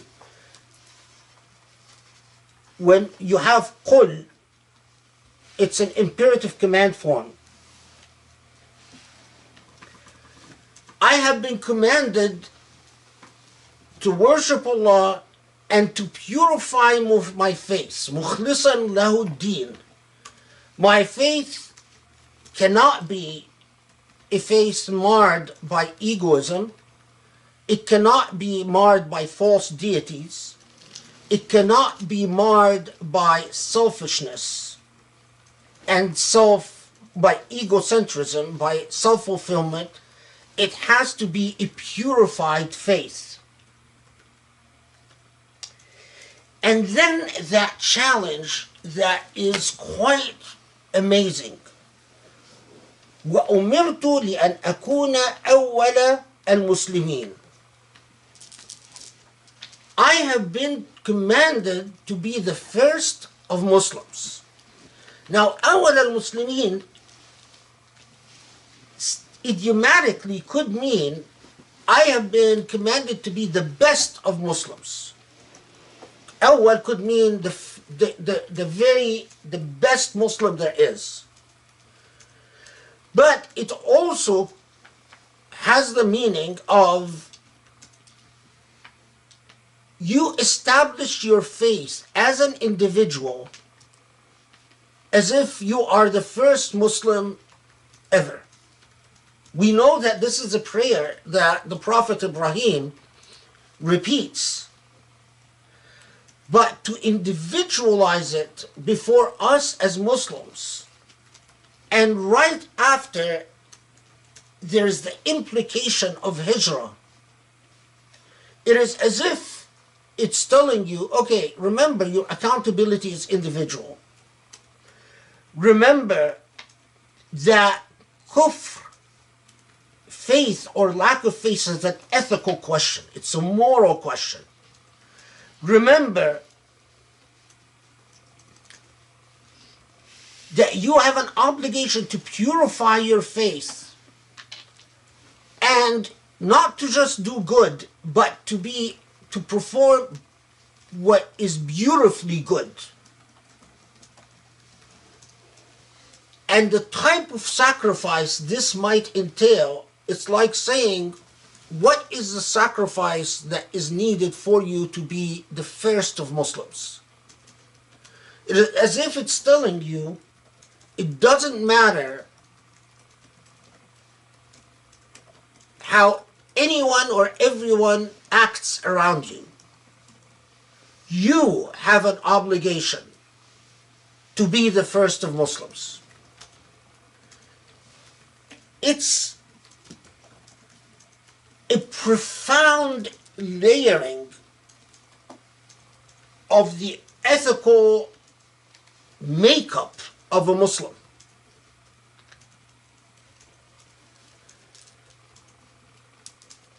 قُلْ إِنِّي أَخَافُ إِنْ عَصَيْتُ رَبِّي عَذَابَ يَوْمٍ عَظِيمٍ. I fear God's punishment. But again, قُلْ إِلَّهَ أَعْبُدُ لَهُ مُخْلِصًا لَهُ دِينِي. Again, the emphasis of ikhlas. See how many times now ikhlas is coming in Surah Al-Zumar? Again, I worship purifying my faith.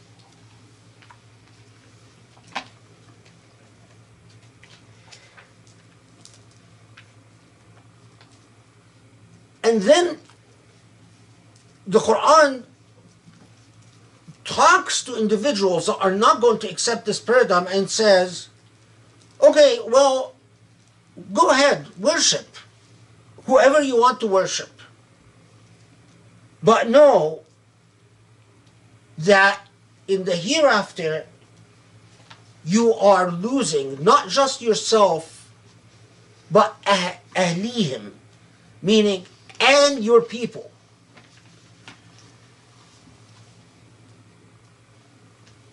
Immediately, it is juxtaposing the loneliness that you might feel as the first of Muslims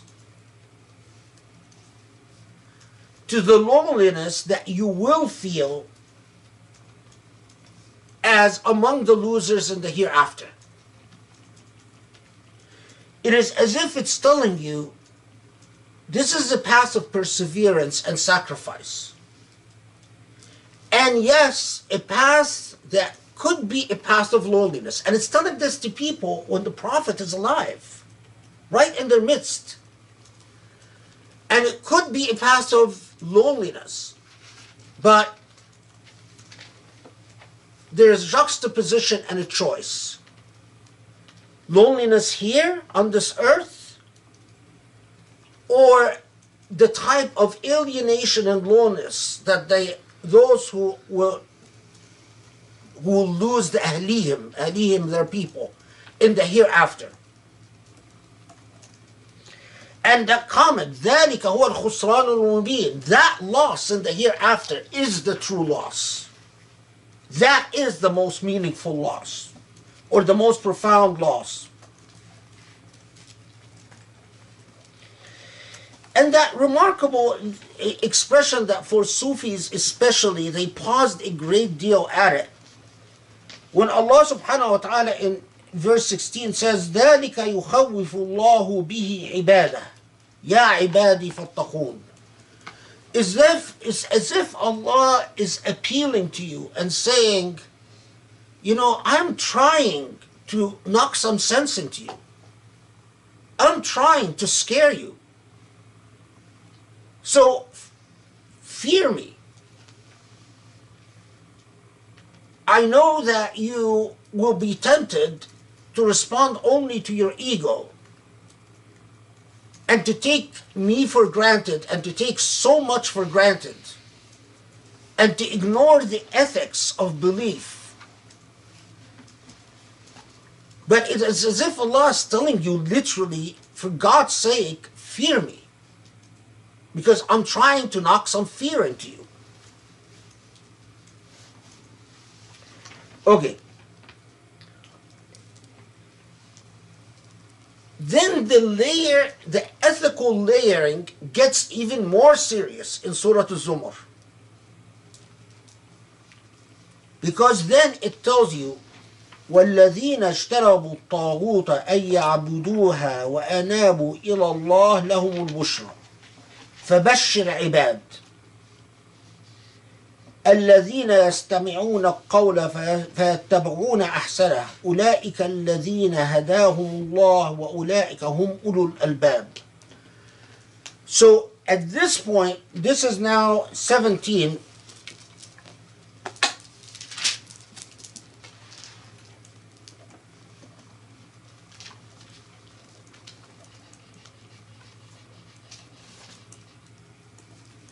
Yeah, they translated the study Quran, translated Taghut as false deities and worshipping them, which is not. So, وَالَّذِينَ اجْتَنَبُوا الطَّاغُوتَ أَن يَعْبُدُوهَا. Those who not just reject the worship of Taghut, but those who اجتنبوا الطاغوت, they are averse to Taghut.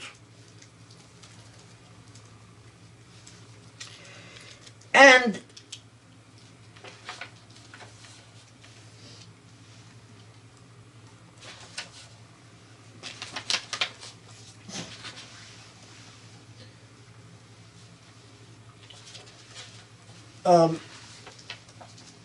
yeah.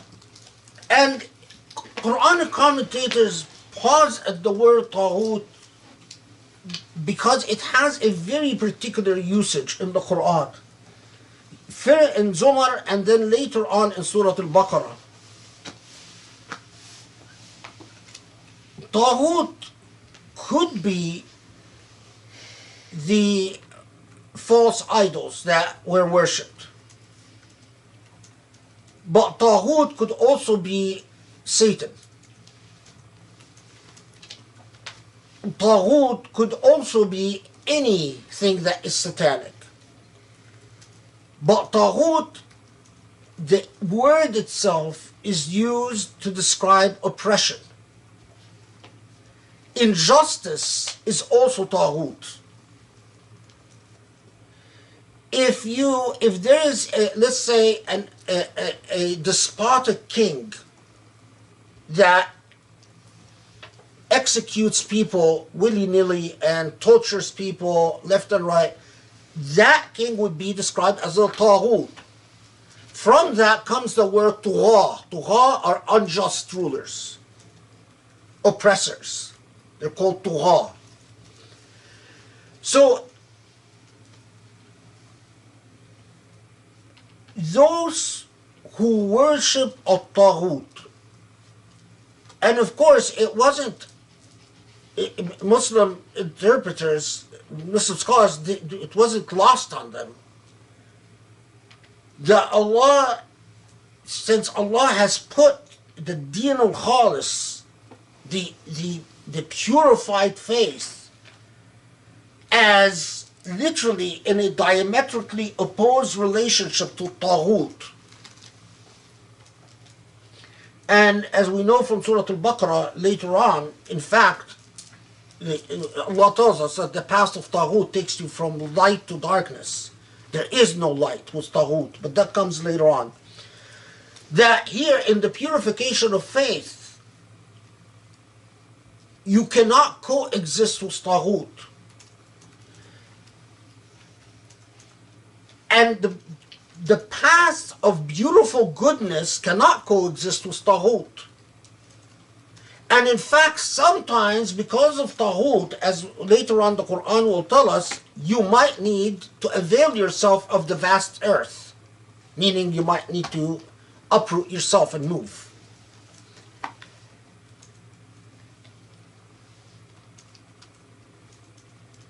وَأَنَابُوا إِلَى اللَّهِ. Anabu means you turn your affairs to Allah. You literally turn all your affairs to Allah. Now note here, الَّذِينَ يَسْتَمِعُونَ القَّوْلَ فَيَتَّبِعُونَ أَحْسَنَهُ. Those who follow the best of what they hear. A remarkable expression. Follow the best of what they hear. Of course, all the traditional Mufassirun said, well, the best of what they hear is the Quran. That's a reference to the Quran.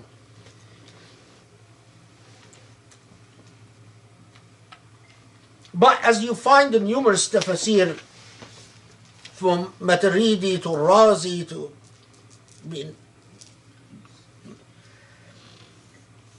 they know in several things. يتبعون أحسن أي أحسن ما يقال. That in fact their relationship with the spoken or written word is a moral one, is an ethical one. They are not influenced by ugliness, by the call to ugliness that is made through the tool of communication. So for instance, Ismail Haqqi, following so many of the other Sufi tafsir, says that included in Ahsan al-Qawl is that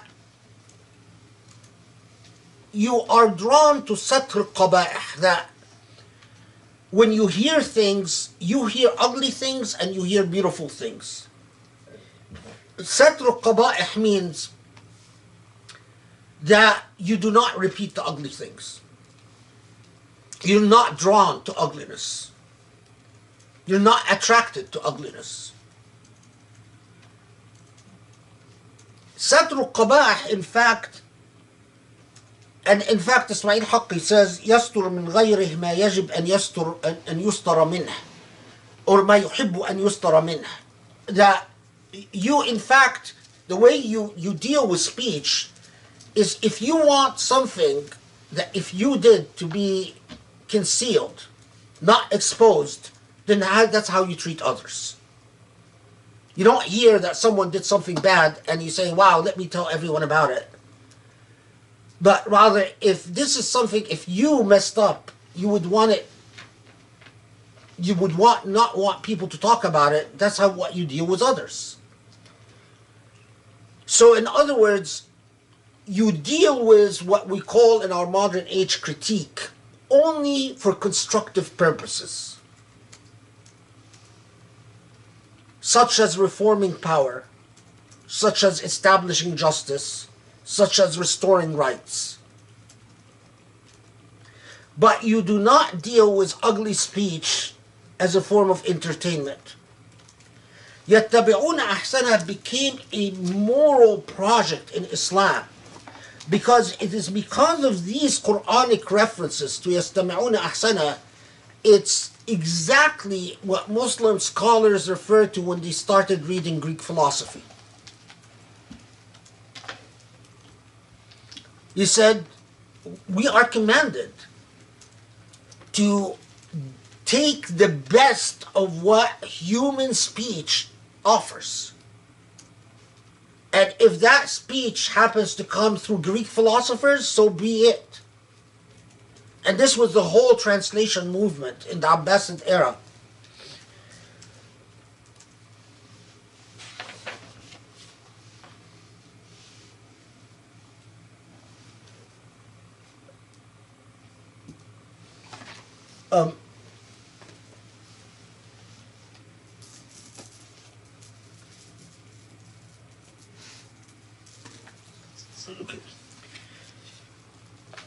أولئك هم أولو الألباب. Again, note that those who are able to do so are the people with true wisdom.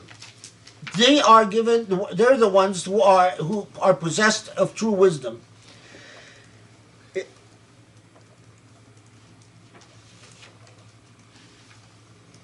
On this point of following the best of speech or the most beautiful speech, or basically being oriented towards beauty in your existence,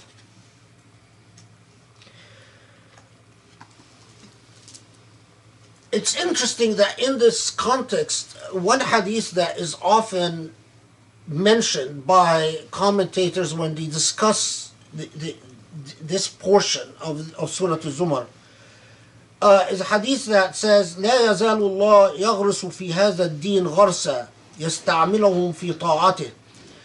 That the way that Allah supports Islam is to send people that in every era that in fact hear the best of speech and bring the best of speech to their fellow Muslims. It's an interesting, I'm going to defer this to another part of the Quran where Muslim commentators start talking about reformers and so on, and the famous hadith about Allah sending someone every century and so on. But I want to flag it because this hadith is often mentioned in this particular context. The idea that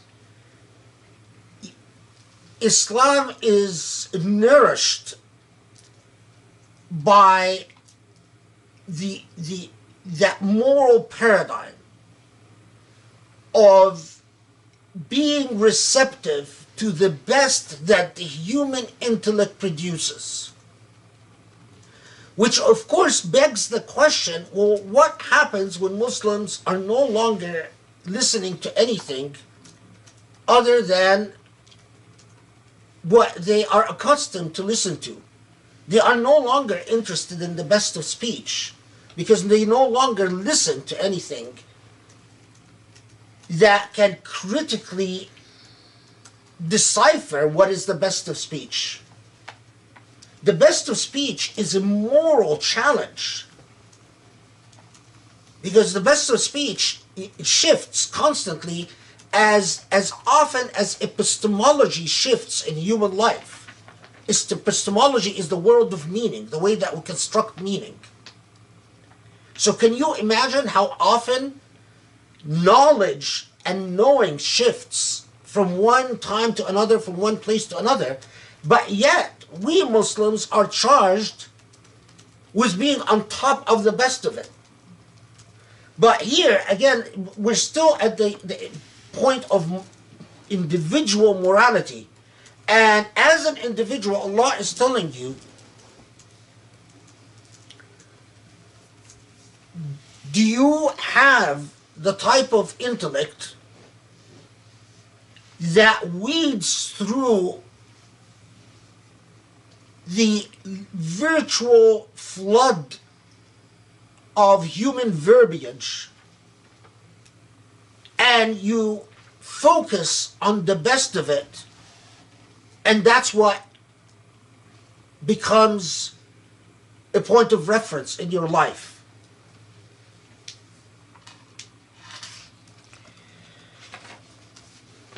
In this context, also, especially in Sufi-esque, not Sufi tafsirs, but Sufi-esque tafsirs, spiritually oriented tafsirs, they often have a very interesting discussion about what moral characteristics are needed for a Muslim who is able to follow the best of speech. And the part of this discussion that I'll mention is that they say that so many of God's creatures are motivated by two things. Motivated by shahwa, desire, and ghadab. Ghadab is not anger in this context, but a sense of like rage. Now, what does that mean? Shahwa is ar-raghba fil wujud, that preservation, the desire for self-preservation. So because of shahwa, you consume to survive, and you copulate to perpetuate the existence of the species. That's the shahwa part. The ghadab part, the angst or the rage, is fundamentally oriented about avoiding hurt. You don't want to be hurt. So because you don't want to be hurt, you sometimes will be an aggressor. Sometimes you will actually transgress and commit aggression against others, but that's fundamentally because you are insecure or you feel threatened, and so you move to aggression because you feel threatened. And they say that these two main things, the shahwa and the ghadab, you find them also in human beings. That human beings are often motivated by a desire for self-preservation, and then the ego often not just informs you about what you need not to be hurt, but exaggerates what you need not to be hurt.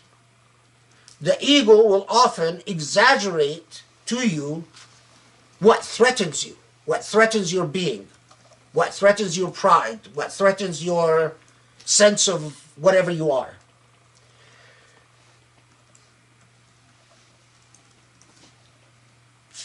What's really interesting is that among the Sufis in particular, they say that as long as you are guided, they say first that the vast majority of human beings, that's what they live and die driven by, shahwa and ghadab. And that's why they say every human being, when you talk to them about why they did things that are wrong, they always have a victim story. They always tell you the way that they've been victimized. That comes from their ghadab. That comes from the fact that they always have a narrative about how something threatened them and they had to act. Or something threatens their preservation and they have to act. And they say that as long as your reactions are primarily dominated by the shahwa and ghadab, you are incapable of either understanding beauty or reproducing beauty. No matter how much you try, you're not going to be among those يَسْتَمِعُونَ قَوْلَ فَيَتَّبِعُونَ أَحْسَنَهُ. If that is what dominates your consciousness,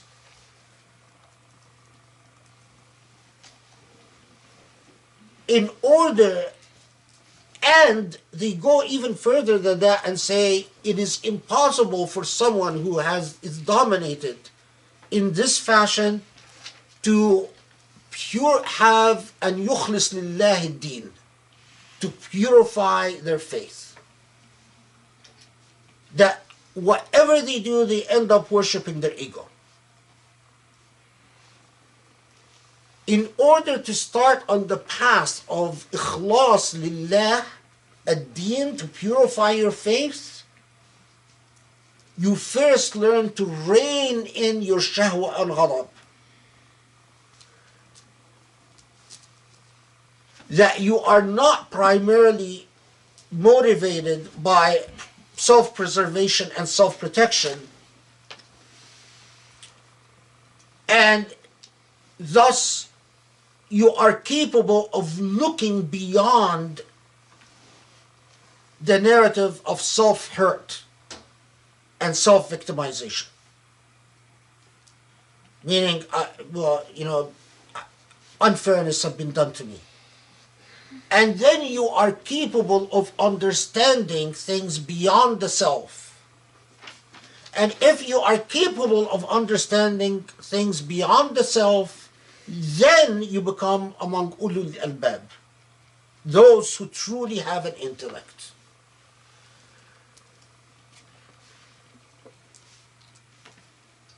I'm summarizing, of course, a great deal, but it's beautiful. I mean, it's and it's true.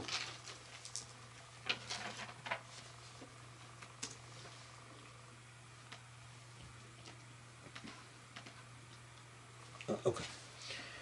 So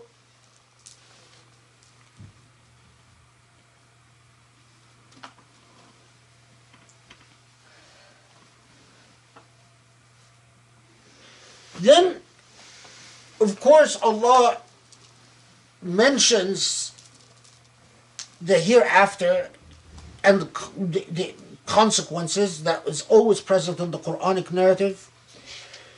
And the reference in verse 21 to Allah sending water from the heavens, and you see how plants grow, and then how plants grow yellow and wither away and die.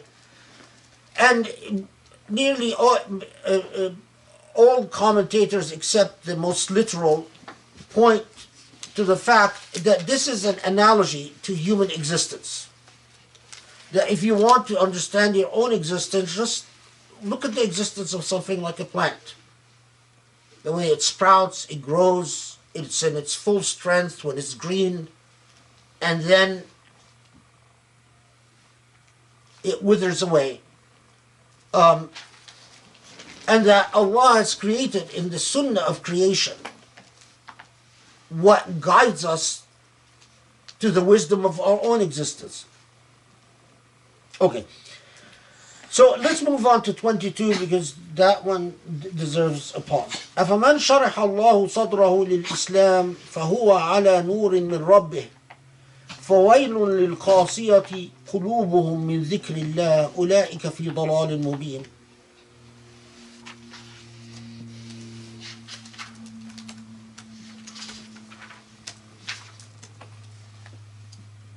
One whose breast God has expanded for submission, such that he follows a light from his Lord. Woe unto those whose hearts are hardened to the remembrance of God. 22. أَفَمَنْ شَرَحَ اللَّهُ صَدْرَهُ لِلْإِسْلَامِ. Those whose very hearts, شروح الصدر or شرح الصدر, is where your hawa is in accordance to the Islam itself. In other words, what you desire, your likes and dislikes are actually in accordance to Din al-Haq, to the purified faith. So for instance, when the Prophet ﷺ was asked, ما علامة انشراح الصدر للإسلام, how do I know if my heart has this what we describe as inshirah sadr, which is basically, it's not that your heart expanded for Islam, it's that your heart is fully open to Islam. Your likes and dislikes are in accordance to the true religion. And the Prophet ﷺ is reported to have said, التجافي عن دار الغرور والإنابة إلى دار الخلود والاستعداد للموت قبل حلول الموت. That the Prophet ﷺ then responds that the sign of that is that التجافي عن دار الغرور is that you look at the earth as the abode of temptations and falsehoods, and that your heart is not attached to the affairs of this earth. وَالْإِنَابَةِ إِلَى دَارِ الْخُلُودِ, and in fact, your heart desires, or your heart is attached to the meaningful life, the hereafter. وَالْإِسْتِعْدَادِ لِلْمَوْتِ قَبْلِ حُلُولِ الْمَوْتِ is that you think of the moment of death and you prepare for that moment before it comes.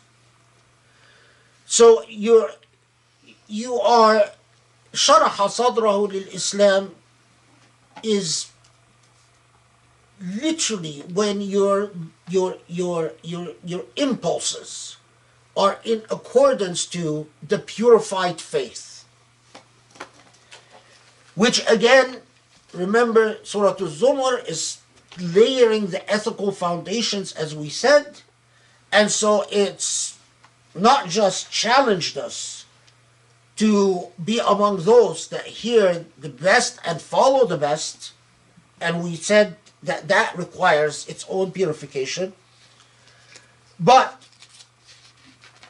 it now challenges us to even make our very impulses,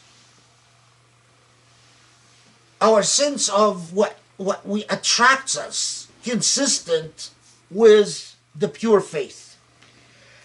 Because if you do so, then you get what, if you only knew what it is, you would long for it night and day, light from your Lord. You will get the mark of those who carry the light from the Lord.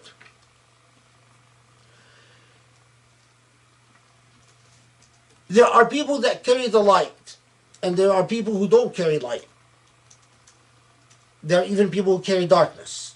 And there are even people who claim to be religious, who carry darkness, don't carry light. There's so many. So many.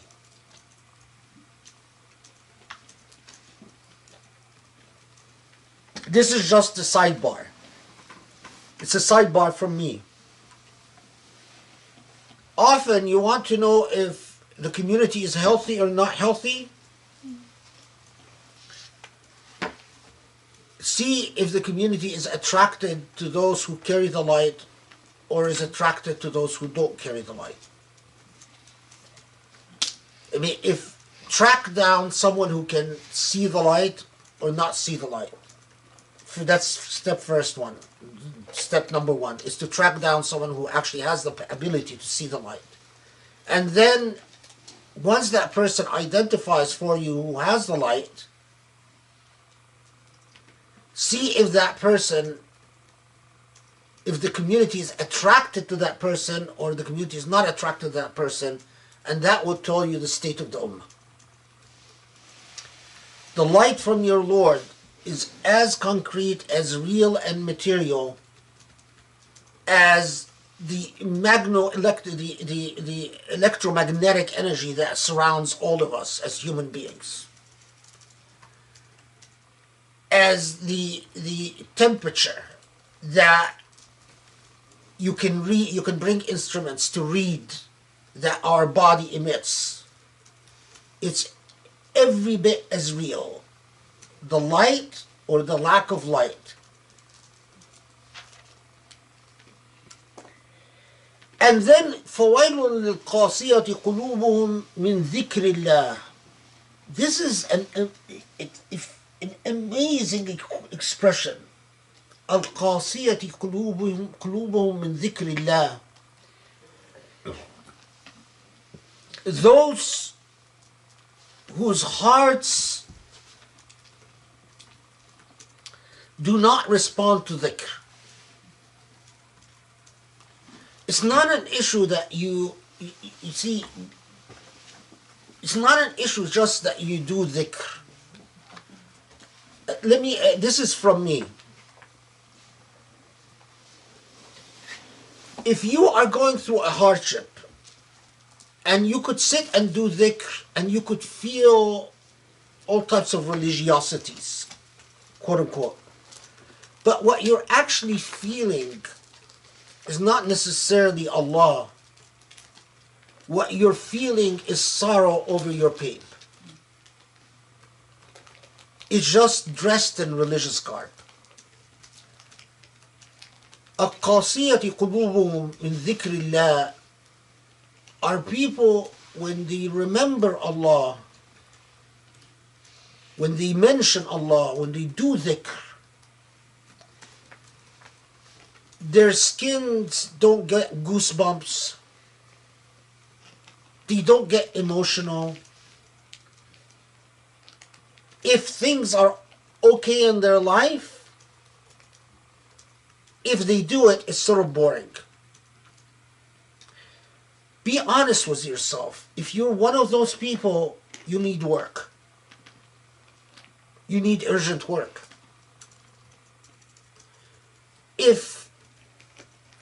Be honest with yourself. Take a moral inventory of yourself. If you feel God passionately, but because you're sad and depressed and hurt,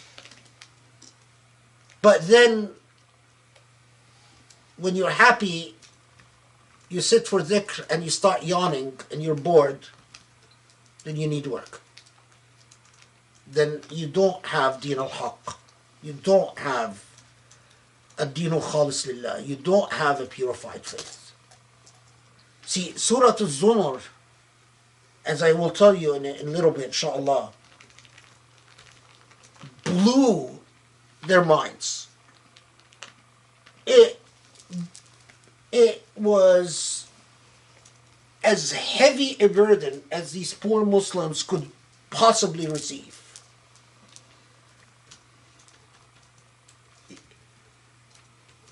Be the first of Muslims. Follow the best of speech. Purify your faith. Your hearts have to be transparent and clean. Be prepared for perseverance and sacrifice. As it's been attributed to Umar ibn al-Khattab, that when he received Surah Al-Zumar, he says, إِنَّ هَذَا الْأَمْرِ لَصَعْبٌ. This is hard. This is Umar ibn al-Khattab. He goes to the Prophet and says, this is hard. We'll talk more about this, but it was a challenge that upped the ante for Muslims in its very significant way. Now note, الله نزل أحسن الحديث كتابا متشابها مثاني تقشعر منه جلود الذين يخشون ربهم ثم تلين جلودهم وقلوبهم إلى ذكر الله ذلك هدى الله يهدي به من يشاء ومن يضلل الله فما له من هاد. So Allah, this is 23. Allah has, no, sorry, is this 23? Yes. No. Yeah, it is. It is? God has sent down a most beautiful discourse, a book. The word here that is translated by the study Quran, a book, consimilar paired. This is, and I'm going to comment on this, that it is a book أحسن الحديث كتابا متشابها مثاني. Mathani. We're going to pause at the word mathani in a second. But where the skin of believers quiver when they hear the words of this book. تقشعر منه الجلود. That literally, it's like quiver means you get like goosebumps, and then تلين جلودهم. Then they feel a sense of repose and tranquility once they think of their relationship to Allah.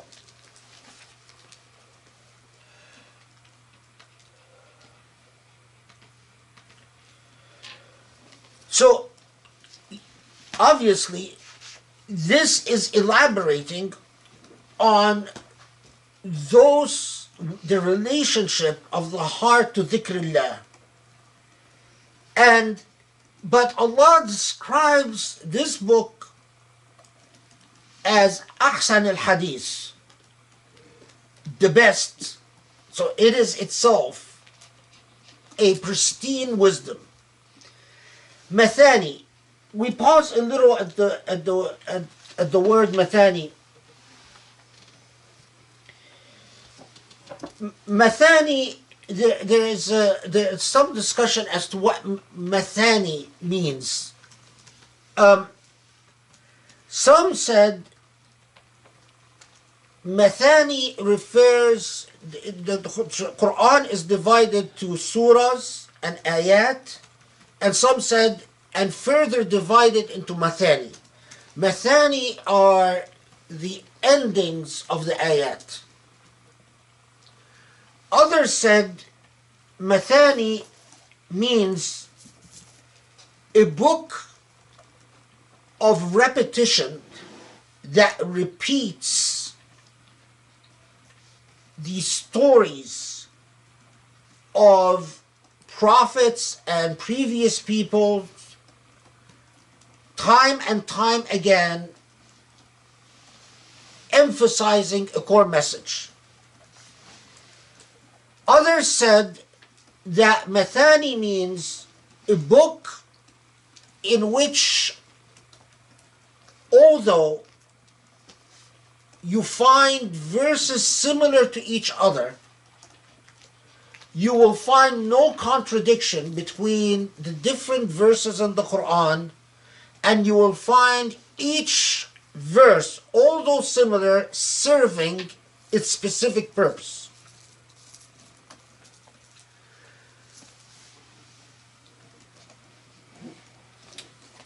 So the study Quran translated it as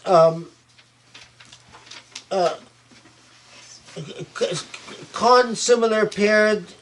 I mean, which is fine. They sort of combined those who said it's the means, the endings of the ayahs, and the similar, that it has repetition within it, and so on. But the most important thing, there is a narrative that's very interesting that you find that there were a practice in the old, centuries ago, after the death of the Prophet ﷺ, that some people would develop a practice that when they start hearing the Quran recite, they would faint. And it's very interesting because you find these very fascinating discussions in the tradition as to whether the fainting practice is legitimate or acceptable or not. Most jurists say it's not acceptable, that it's not dignified to train your body to faint to hear the Quran, that when the Quran says your skin quivers, it's talking about its sincere emotional response, not a theatrical performance. But I've always been fascinated by this because, I mean, once upon a time, there was an audience for the practice of fainting when you hear the Quran. I don't know. I mean, the way that the Quran fares in our age today, sometimes I wish that we'd have fainters. I mean, it would be a nice change. We have a lot of belly dancers in our age. I mean,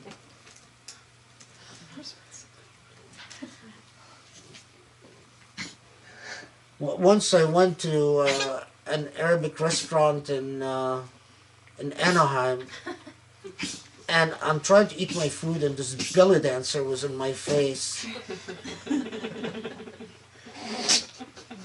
It was horrible. I mean, it was torture.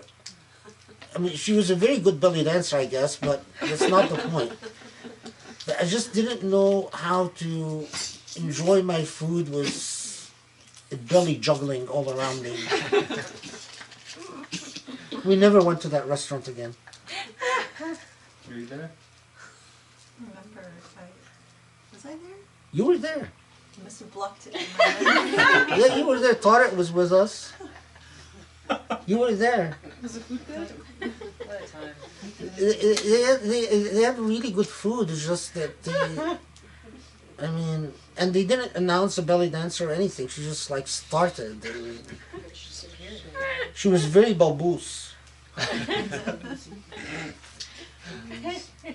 Naughty. R-rated. En is rochtie pochtie.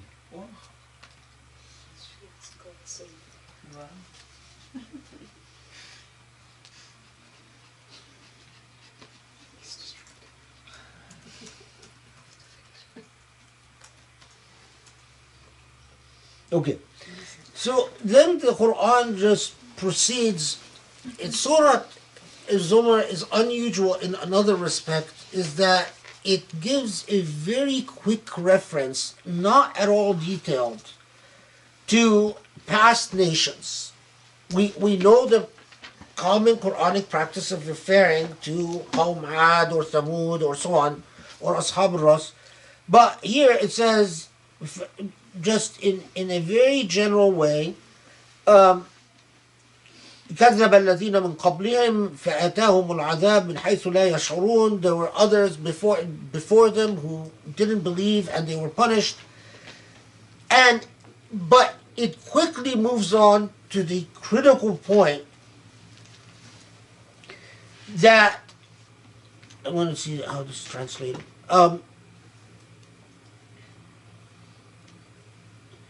And yet, and we have set forth for humankind in the Quran every kind of parable so that they may reflect the call, the asking Muslims to reflect upon, or human believers to reflect upon the parables of the Quran, which, again, as a matter of methodology of what it is building within these Muslims, is an important point that we'll come back to. An Arabic Quran, غير ذي عوج, without errors. Often غير ذي عوج is translated as without crookedness, but it basically means that it's an Arabic Quran that, to put it this way, as difficult as the Arabic language might strike outsiders or those who are not competent in it, this book is the epitome of the Arabic language without any error. And that for Arabs was a point of challenge, because these were masters of the Arabic language, and if there was an error in the Arabic of the Quran, as was the practice of Arabs, by the way, to go through the famous poetry of the poetry of the most famous poets and to try to nitpick grammatical errors, the challenge was very meaningful at the time that the challenge is issued in Mecca, especially that it is being issued among enemies.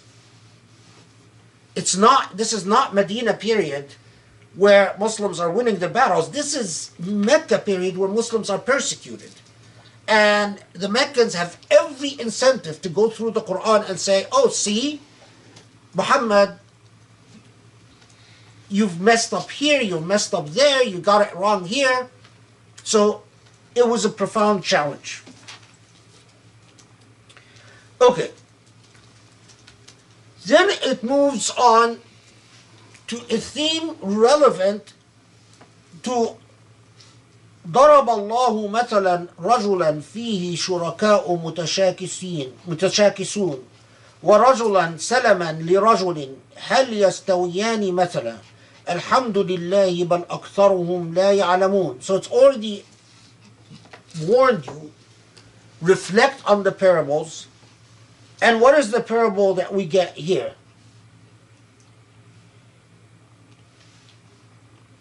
A man in whom there are quarreling partners, and a man belonging to one man are the two equal in likeness.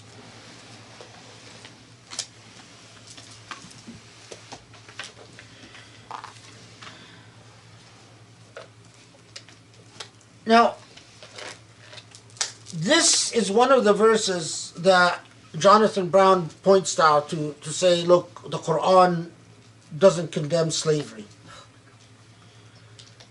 But what it's saying is, look, if there is a person owned by more than one person, this is the superficial meaning, but just bear with me. Owned by more than one person,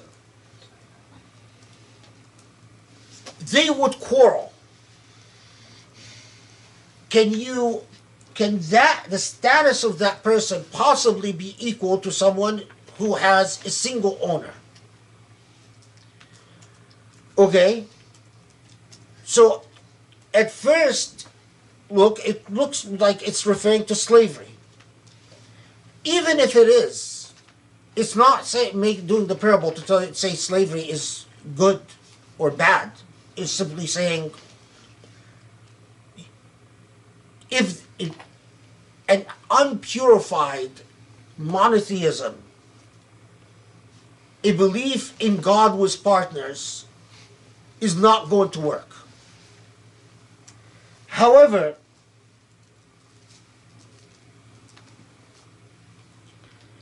as so many commentators have noted, and this is not original to me, unfortunately, that salaman li rajul means you have authority over a human being. Now, it could be that that authority is because of a family relationship, or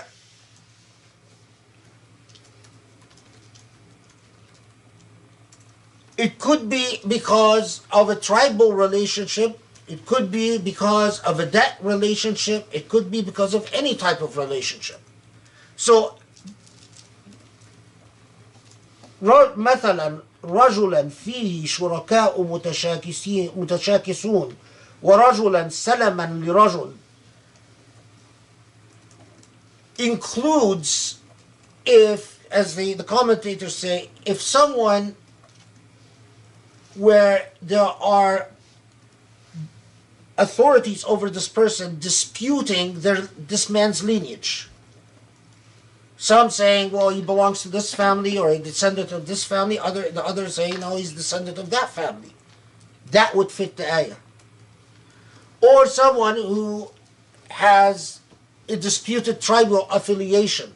That would also be Salaman Rajul. So, the point is not slavery. The point is lines of authority. I mean, you could read it as a confirmation of slavery only if you want to affirm slavery, if that's your intent. But the text itself doesn't mandate, is not determinative as to that result. So for instance, so many commentators in this context say the point of this verse is to ask you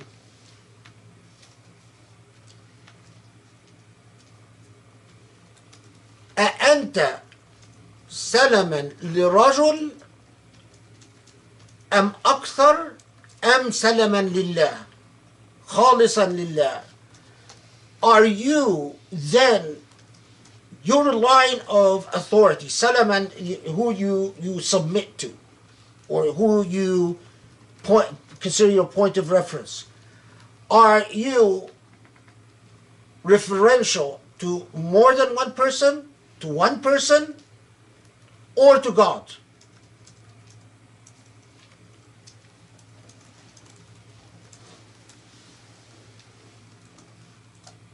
As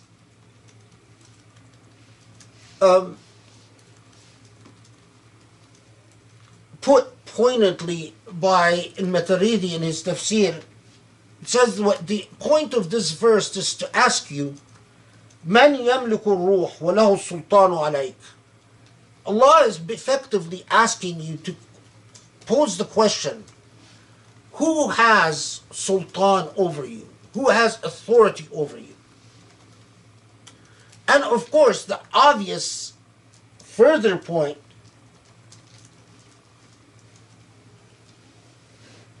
is the sultan, because it could be that you are not salaman li rajulan. Well, pause for a second. Most of us, whether we acknowledge it or not, we are in fact the byproduct of an authority structure in which we are influenced by communal and social structures. Even when we pretend to be independent, we're not. So that's one layer of reflection. But the other layer of reflection, do you answer to a taghut? And that taghut could be a person or a concept, which could include your own self, your own ego. As long as you are not answering to Allah, you don't have a deen al-khalis al-haq. And that's the point of that parable.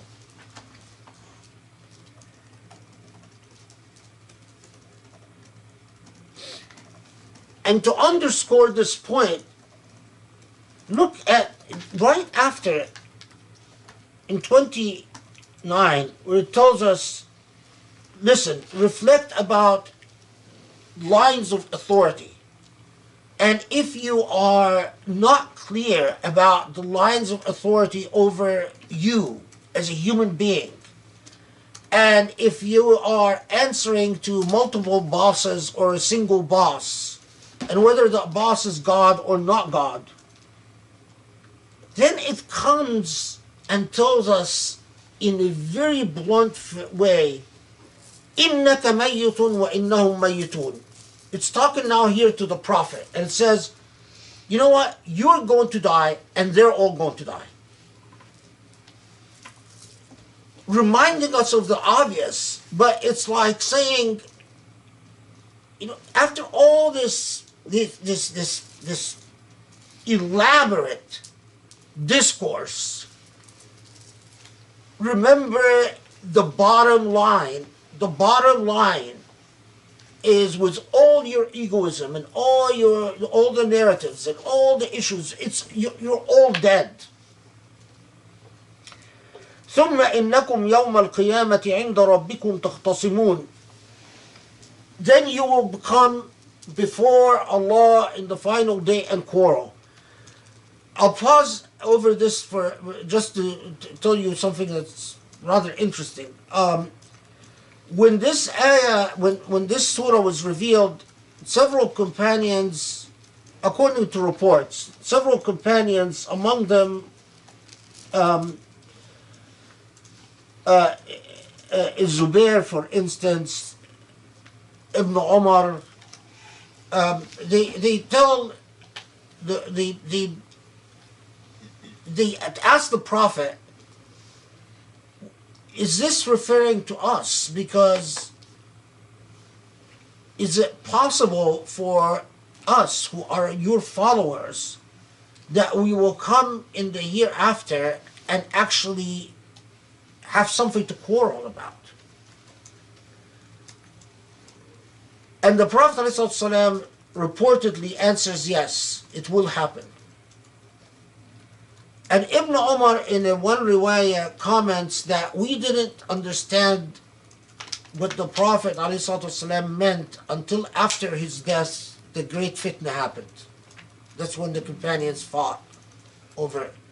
There's another report where Zubair says, we didn't understand what the Prophet ﷺ meant and what this ayah meant until Uthman was assassinated.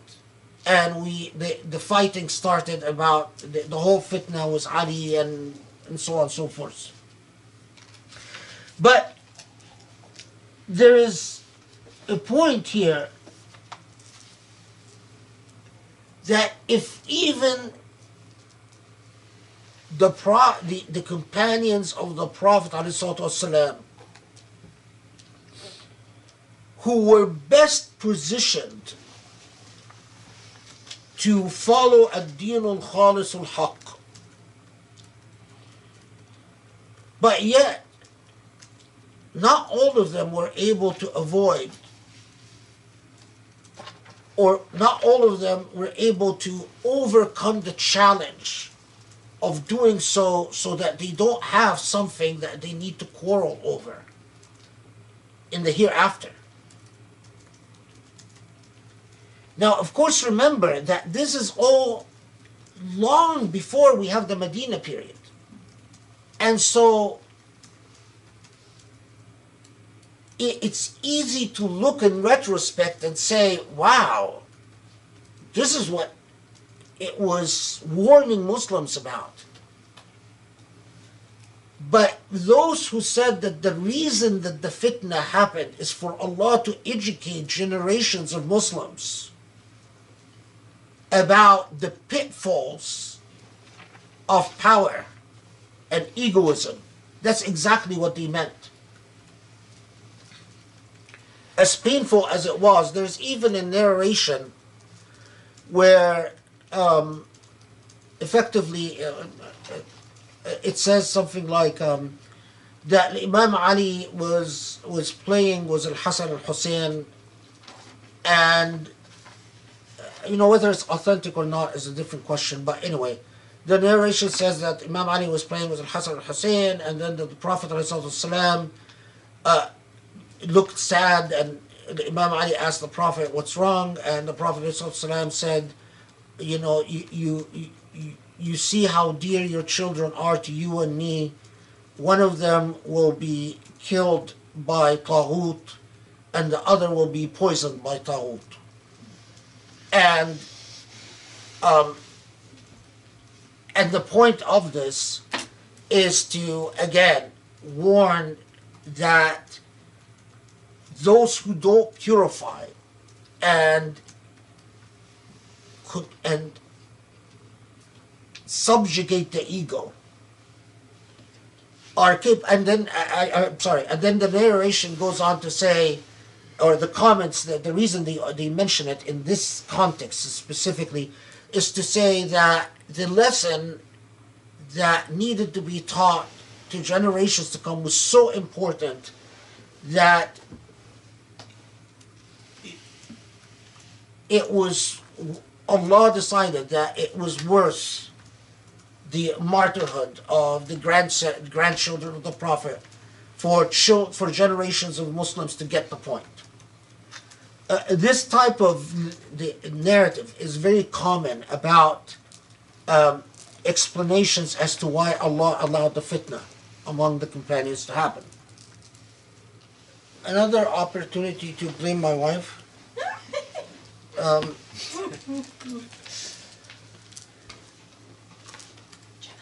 I'm making sure this is the world is hearing this. Okay. So I'm such a victim.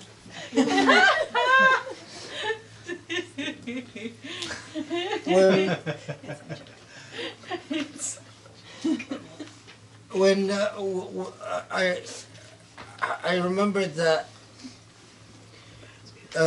Ismail Haqqi has a very beautiful passage when commenting on يستمعون قول فيتبعون أحسنه, that those who follow the best of what they hear, and that this is ذكرى لأولي الألباب, for those with true intellects. So Ismail Haqqi has this passage.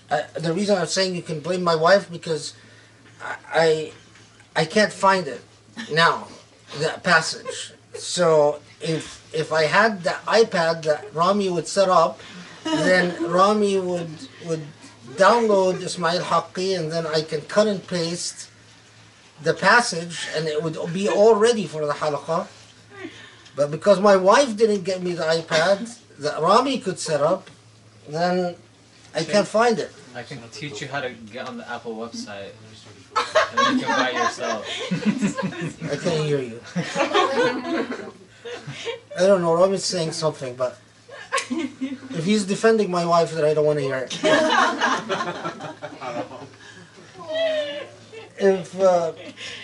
Which, knowing Rami, he's probably trying to defend her. No defense allowed. What was I talking about? Oh, yes. So Ismail Haqqi says that the mutakallimun say that ahsan al-qawl is to learn kalam, because it allows you to defend the people of kalam. They defend the belief in one God and the truth of iman, and that the people of fiqh, Ahl al-fiqh, tell you that the ahsan al-qawl, the best of speech, is to learn sharia, because that's the law of God, and that's the best of speech, is to study the law of God. And that he lists like 4 or 5 different classes of people, and that, I don't know, the people of theology tell you that the best of speech is to learn Quran wa Sunnah, because that's the truth and that's what you need. And then Ismail Haqqi says, but the best of speech is what he calls ilm al-hal, which is actually very profound. And he says that, the best of speech is not ilm al-kalam, it's not sharia, it's not aqidah, it's not even Quran and Sunnah, it's ilm al-hal. And what that means is knowledge within context. So he says you have to look at each Muslim and the context that they're in. And he says something very common sense, but because we modern Muslims have lost our common sense, we need it. And he says, listen, it could be that you have a village that needs to learn how to irrigate properly, because the way they plant their crops is wasteful, and they waste water and they waste crops. And in that context, the best for speech is to learn proper farming. And then he says, and it could be that you are in a town where there are a lot of ill people and there's sickness and you really need medicine. And he says the best for speech in this context, ilm al-hal, is to learn medicine, to treat people. And he says that it's a complete fallacy that there is a special best of speech in any absolute sense, but there is always ilm al-hal, that the nature of wisdom is for a Muslim to look at the specific and the particularities of the circumstance and to learn the system of knowledge, best of speech means knowledge, that is needed to serve Muslims. And it's, he put it very beautifully. And Ismail Haqqi is this very interesting tafsir, which is half in Persian, half in Arabic. And he keeps switching back and forth between classical Persian and Arabic, and classical Arabic, obviously, which for me makes it a bit challenging to read because, I always read him with a dictionary next to me for the Persian part.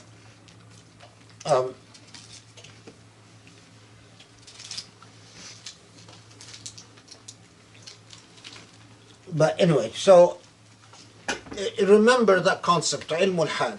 We need it, and modern Muslims need it.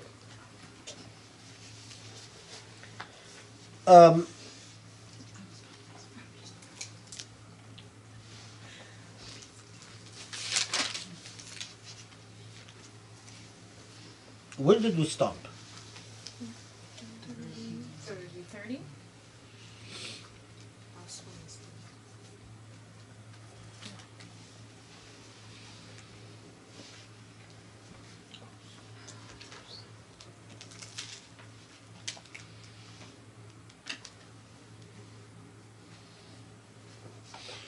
Okay, so notice at 34,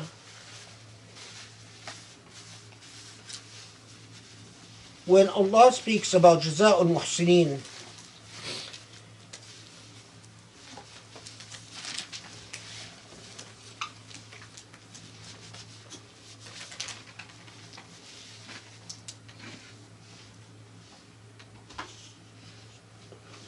it's translated, well, okay, so وَلِكَفِّرَ اللَّهُ عَنْهُمْ أَسْوَأَ الَّذِي عَمِلُوا وَيَجْزِيهُمْ أَجْرُهُمْ بِأَحْسَنِ الَّذِي كَانُوا يَعْمَلُونَ. That Allah will absolve them of the worst of what they've done and render unto them the reward for the best of which they used to do. The reason I'm flagging this is that there are reports that the early Muslims, they received this with a considerable amount of cheer, that if you commit yourself to the effort of tanzih ad-din, that to purify your faith, you commit yourself to the struggle, that Allah understands the effort and that Allah overlooks your failures and your faults and focuses on the best results. And there are very interesting reports about how the companions of the Prophet or the early Muslims go to the Prophet ﷺ and say, so all that Allah wants from us is that we put in an effort at purifying the faith, and the Prophet ﷺ basically says, yes, that is the case.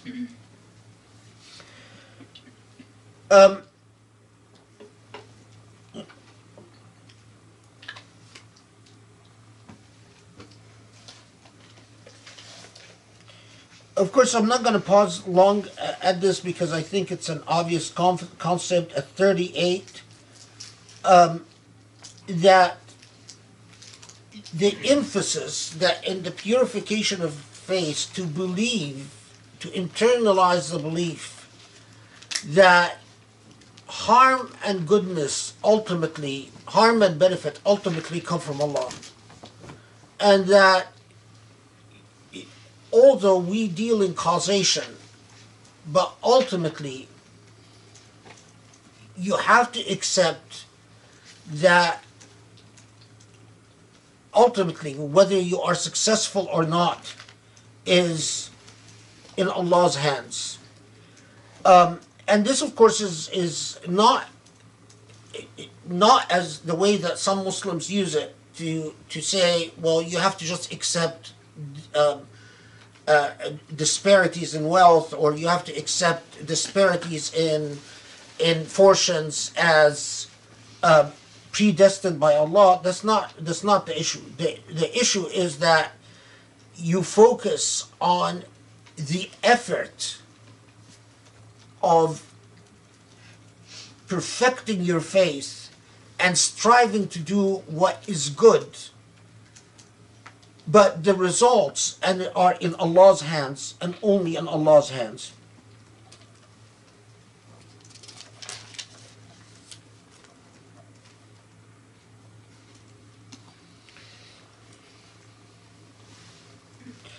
Now, move on to 41.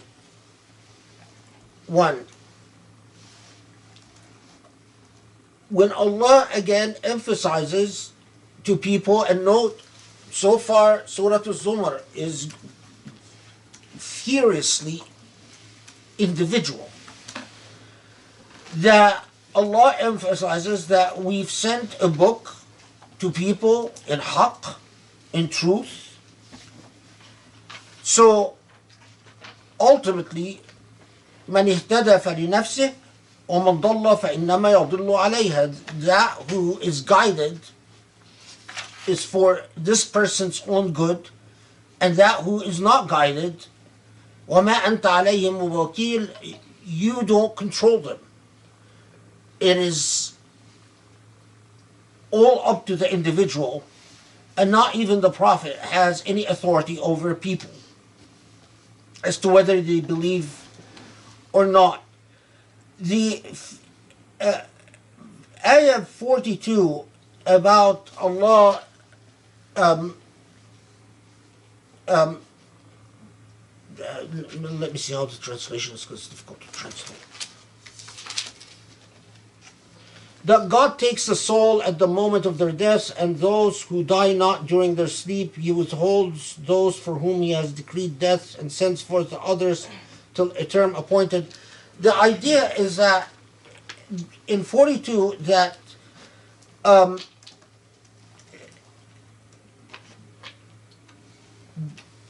this is a famous verse, and I gave a khutbah once about this verse.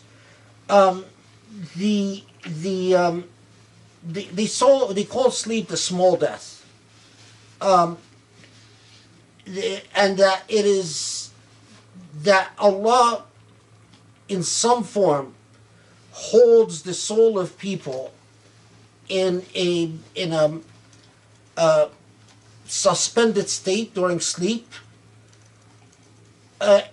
This raises some interesting theological issues that I don't think there's a point to go through now. But listen, go back to that khutbah. I think it was the khutbah that I gave on the occasion of Guido's passing away.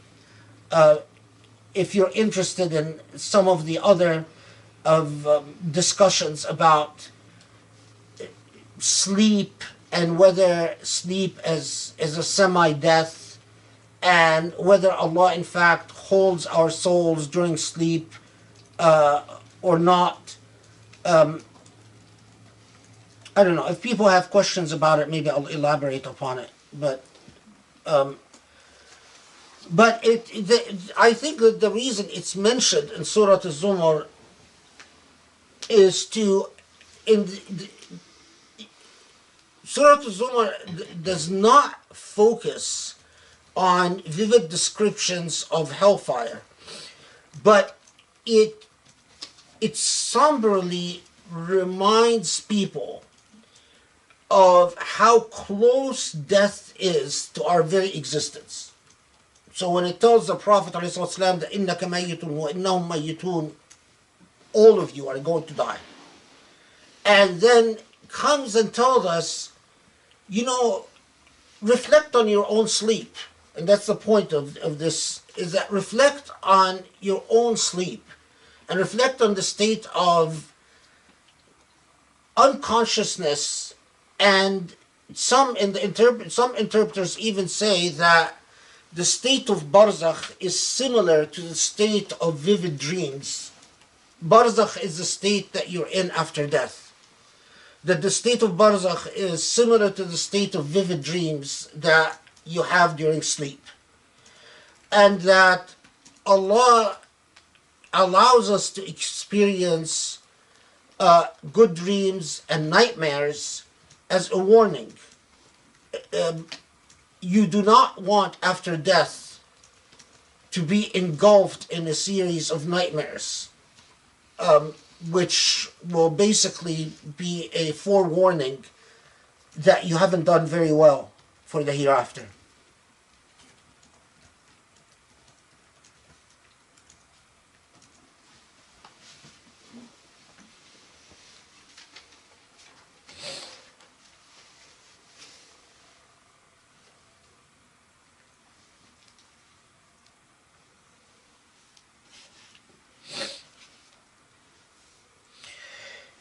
And from there, the surah underscores the same message in different forms. So it reminds us that Allah doesn't accept intercession, or intercession is accepted solely within Allah's purview and sovereignty. You cannot simply presume that an intercession is going to work with God. This is around 44, 46, that قل الله فاطر السماوات والأرض عالم الغيب والشهادة أنت تحكم بين عبادك فيما كانوا فيه يختلفون. That when it says again the imperative form, قل, say, it's like saying believe that Allah is the maker of the heavens and the earth, the knower of what exists, of the seen and the unseen, and the ultimate judge between people. And a reminder that when the moment of the hereafter, those who do not fare well, if they could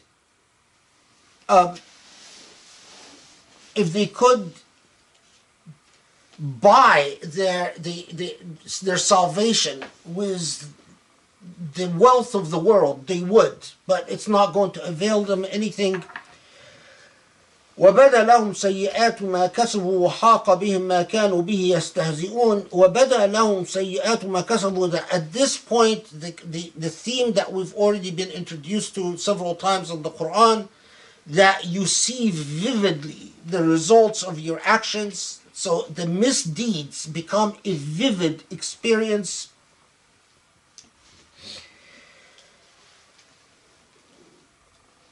And then 49, it returns back to the idea of the purity of your face. فإذا مس الإنسان ضر دعانا ثم إذا خولناه نعمة منا قال إنما أوتيته على علم بل هي فتنة ولكن أكثرهم لا يعلمون. That when people are afflicted with hardship, they turn to Allah. The minute that Allah gives them blessings, they say, أوتيته على علم. أوتيته على علم means I deserve it, or I've earned it. This is my hard work. These are my accomplishments. This is, of course, in our modern terms, it's most fitting for people who start making money in business, people who are successful in their careers, people who are they need God when they're studying and want exams, or they're looking for a job. But once they're established, and the longer they're established, the more they take things for granted, and the more they think that this is my hard work, this is my effort. Utituha al ilm, literally, it's like saying this is my hard work. So we eject Allah out of the equation, except the most fortunate, or except those who deliberately work hard to stay conscientious of the divine, because ease is a harder test than hardship. ease is a much hard. It's being given wealth and success. That's the really hard test, because that's when people become true jerks. The more successful they are, the more jerks they are. That's usually the equation, right?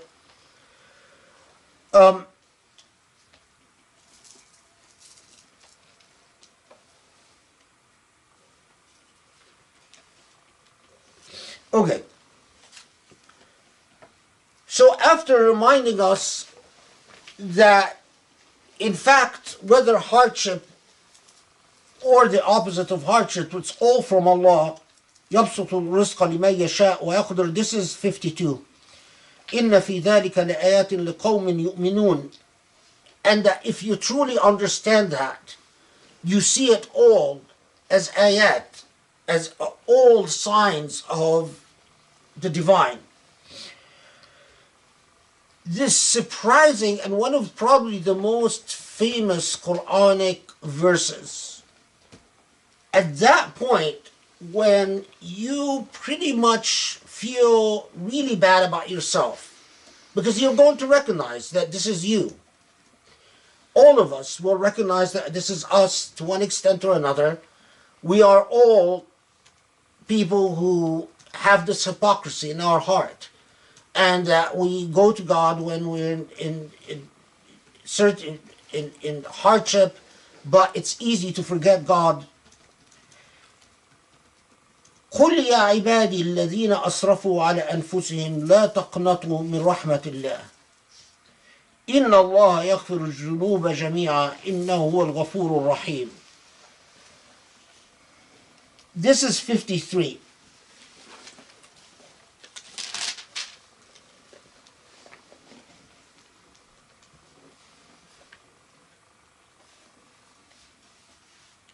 Say, Ya ibadi, as I said, it's usually translated my servants, but it's usually used when Allah is connoting intimacy with us.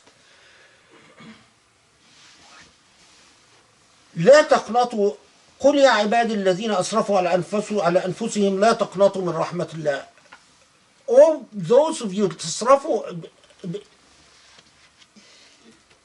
those who have been unjust towards themselves, those who have erred against themselves, do not despair in Allah's mercy.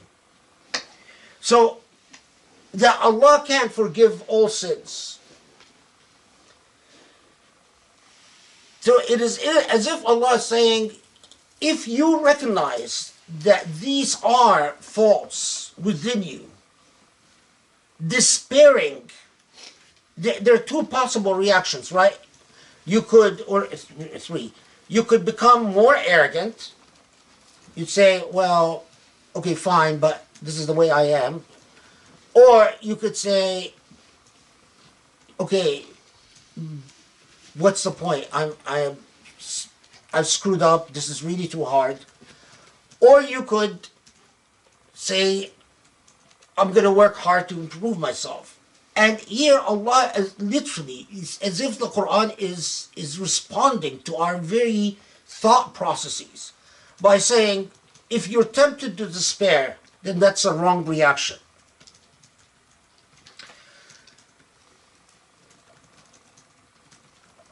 أنيبوا إلى ربكم واسلموا له من قبل أن يأتيكم العذاب ثم لا تنصرون. وأنيبوا إلى ربكم. That expression is amazing. أنيبوا إلى ربكم, literally, it's like saying, turn your affairs to Allah.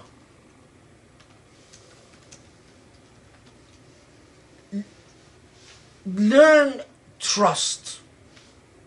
Learn intimacy. Learn closeness to Allah. وَاسْلِمُوا لَهُ من قبل أن يأتيكم العذاب ثم لا تنصرون.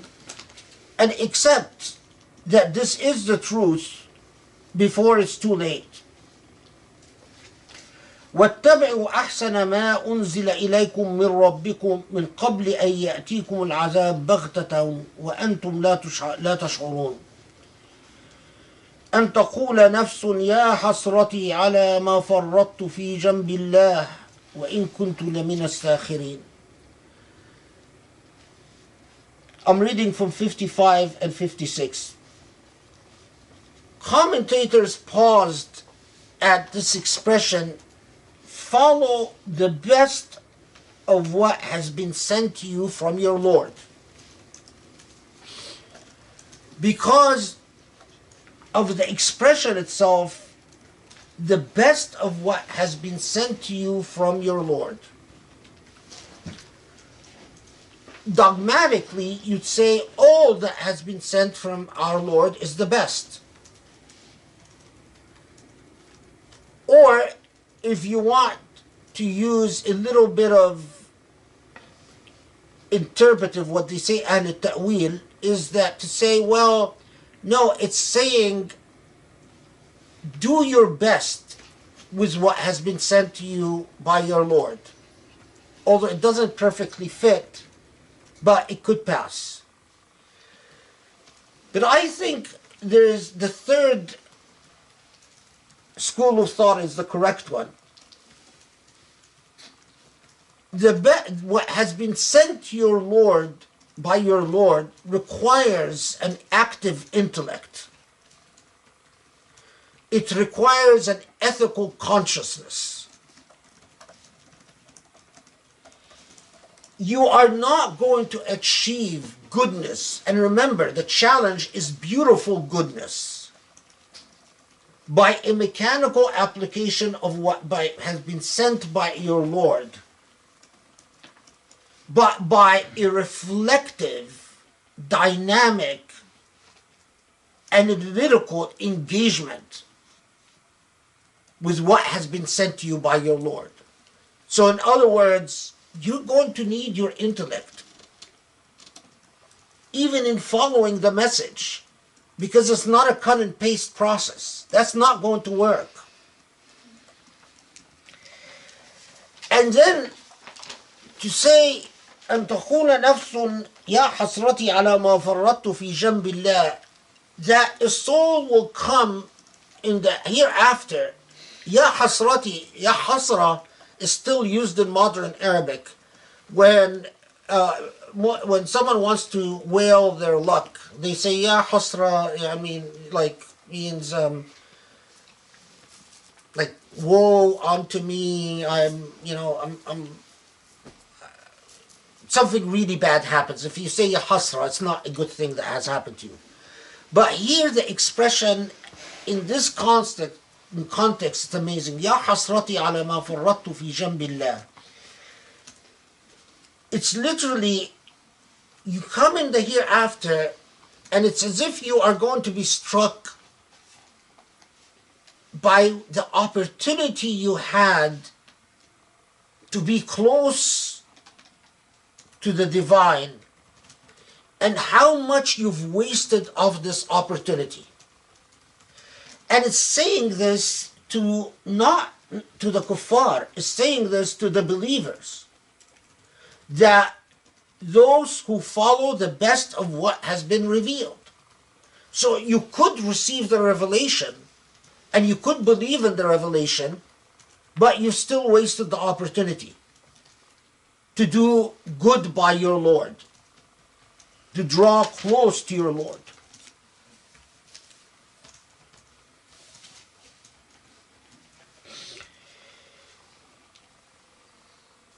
Or that the soul would say, well, it isn't my fault, because if God would have willed, I would have believed. That's, of course, the real loser, because that's a horrible excuse. Well, if God would have wanted, I would have been a good Muslim. أو تقول حين ترى العذاب لو أن لي كرة فأكون من المحسنين. oh, if only God would give me another chance, I would get it right this time.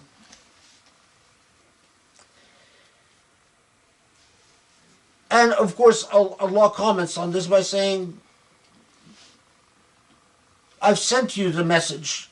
فَكَذَّبْتَ بِهَا وَاسْتَكْبَرْتَ. You didn't really believe, وَاسْتَكْبَرْتَ, and you were arrogant. And Surah Al-Zumar underscores something that will become often repeated in the Quran, that it is arrogance that often prevents human beings from realizing their potential with the divine.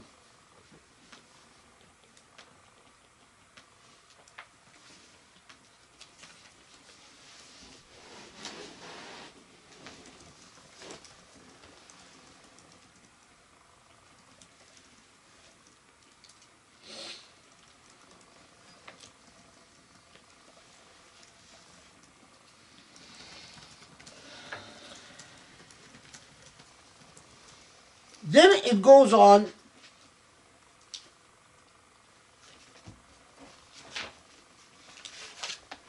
to underscore that, to emphasize and repeat that faith in the sovereignty and the supremacy of Allah subhanahu wa ta'ala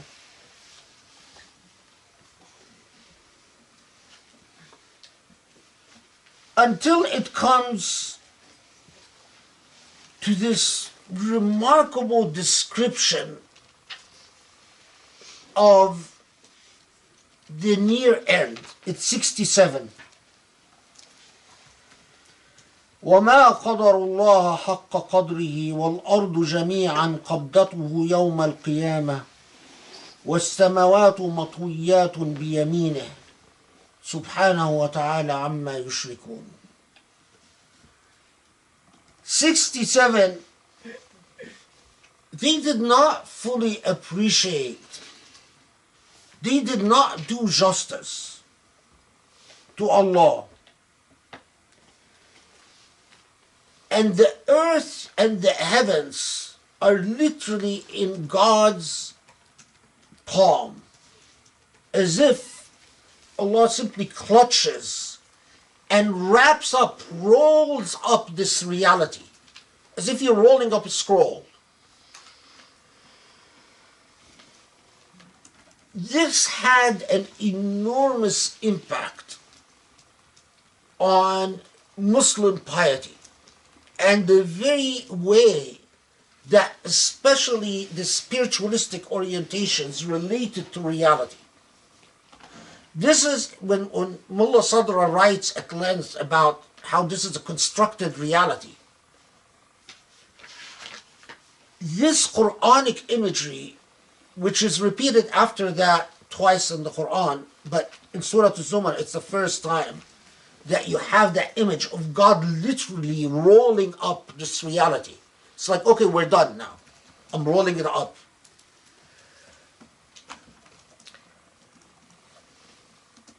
And it's as if I've unfolded a reality for you to dwell in.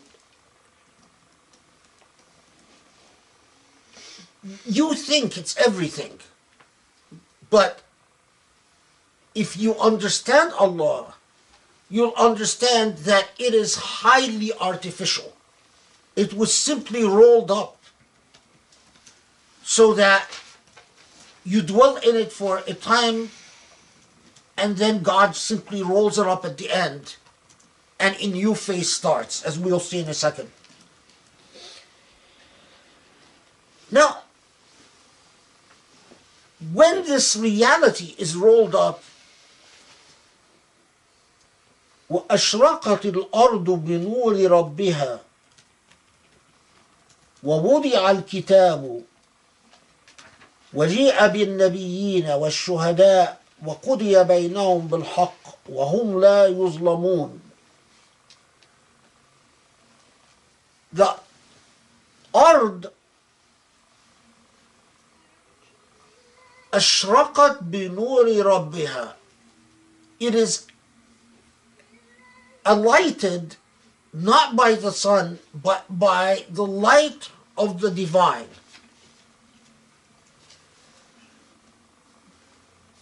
And Allah brings the prophets and the martyrs and or the witnesses,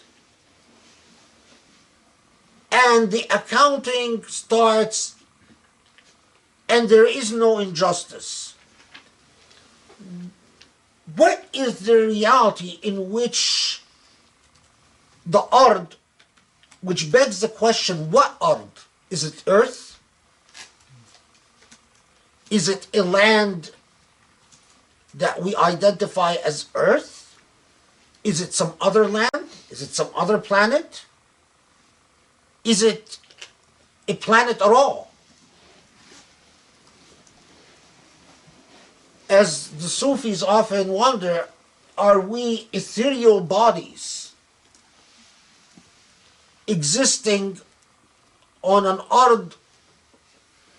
If they knew the concept of gravity, I think it would have really helped them, because they say ethereal bodies existing on a land in which you do not walk on soil, which is very interesting. I mean, so they imagined a land in which, I guess, it's a land, but it's not a land. What is that reality?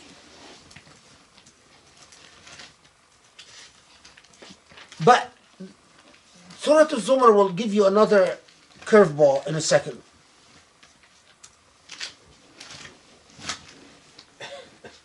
Because it's going to tell you, and I'm going to jump ahead for 1 second, where it says that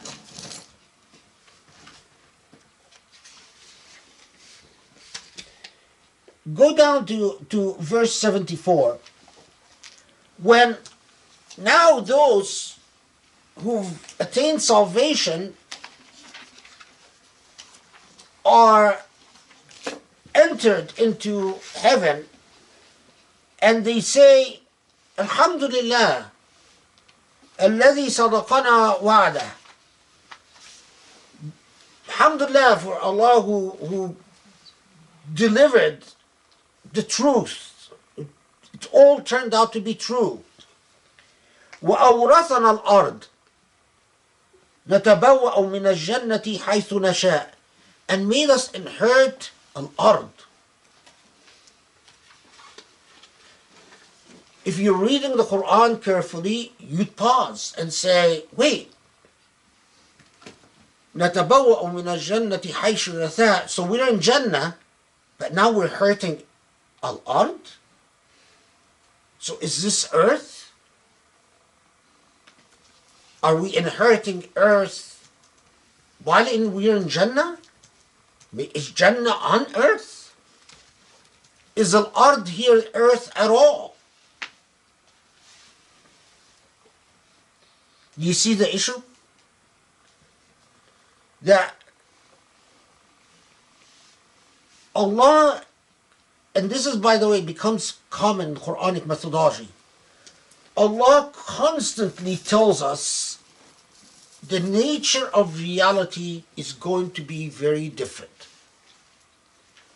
but doesn't tell us what this new reality is. So if you want to understand why the school that said, fruit is not going to be fruit, rivers are not going to be rivers, it is not.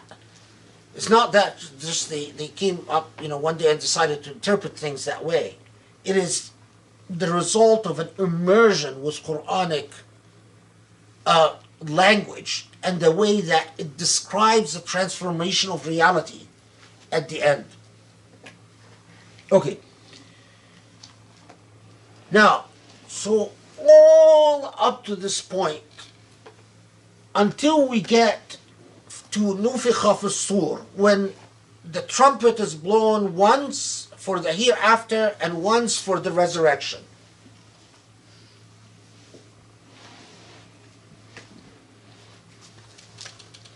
all up to this point, Surah Al-Zumar is addressing the individual conscience.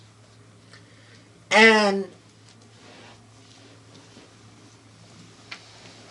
if you want to sum up one word for what Surah Al-Zumar does, is to repeatedly say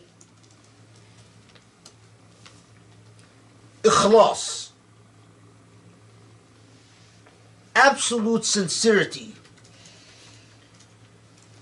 because it repeats variants of the word mukhlisina lahu din, or variants of the word ikhlas, sincerity, purification. But in the process, it charges Muslims with a considerable ethical legacy that you must be introspective. You must look at your motivations. You must look at your own piety. You must understand that the accountability is very individual. You must understand that you are obligated with achieving not just goodness, but beautiful goodness. You must understand that you are obligated to follow the best of what is said, meaning the best discourse, to perfect your ethics, to perfect your knowledge, to even perfect your religion. But even your approach to your own religion is that you must have the type of wisdom that allows you to recognize beauty in the way that you deal with revelation itself. And time and again, Surah Al-Zumar warns us against a false monotheism, against believing that we worship one God, but in reality, we answer to multiple masters. And we don't have one master that is God, but in fact, we have a complex system of authority in which we answer to multiple masters. It has that refrain that don't despair in God's mercy, meaning don't stop trying, because ultimately Allah is going to look at your efforts, whether your efforts are sincere and real. And remember that this reality, and although it appears to you to be the end all and everything, but it is simply a highly artificial constructed reality that Allah will wrap up in an instant when the time comes. And we go with this heavy duty message until we get to the very end, until Allah then says, وَثِيقَ الَّذِينَ كَفَرُوا إِلَى جَهَنَّمَ زُمَرًا.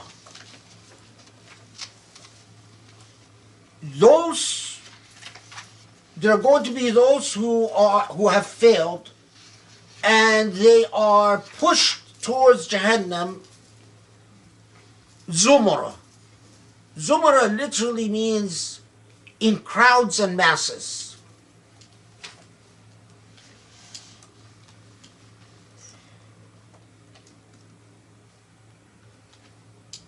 And at the same time,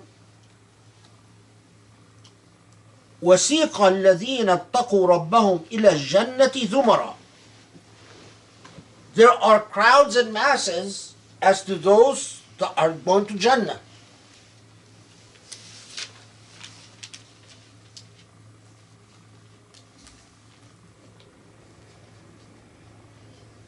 So there are masses that have failed, but there are also masses that have succeeded. Zumar here and Zumar there. And the closing image,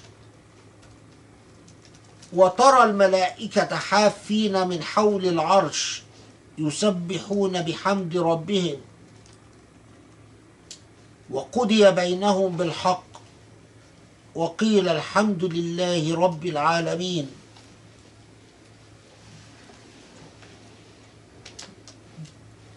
The imagery and the language is incredible. As the crowds are here and the crowds are there, the central reality are these angels gathered around the divine throne, or the throne of the divine.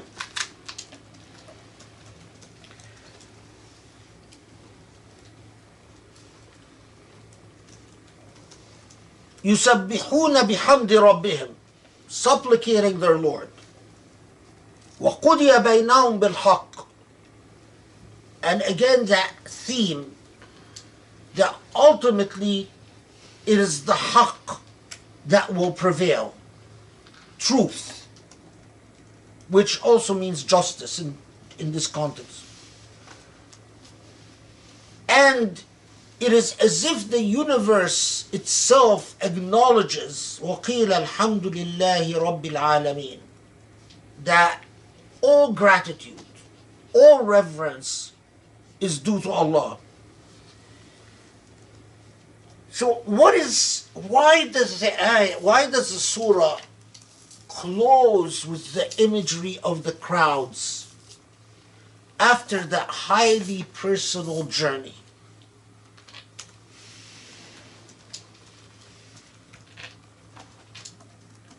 Surah Al-Zumar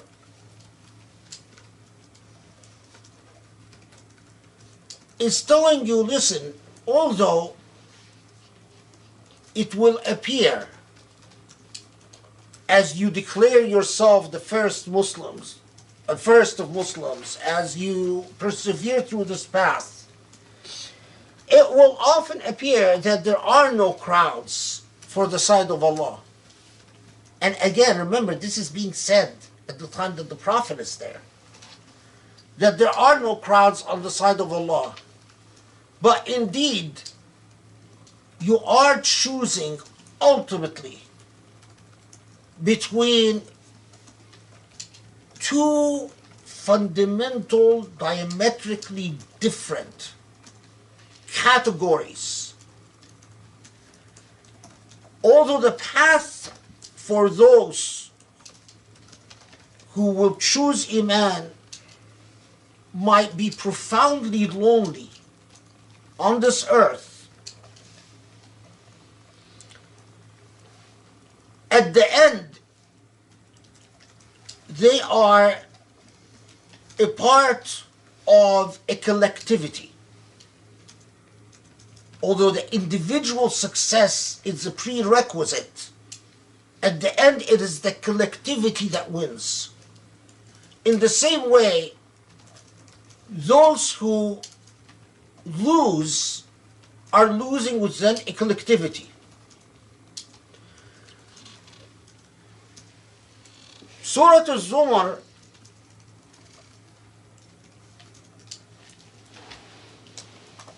comes at a point where it's basically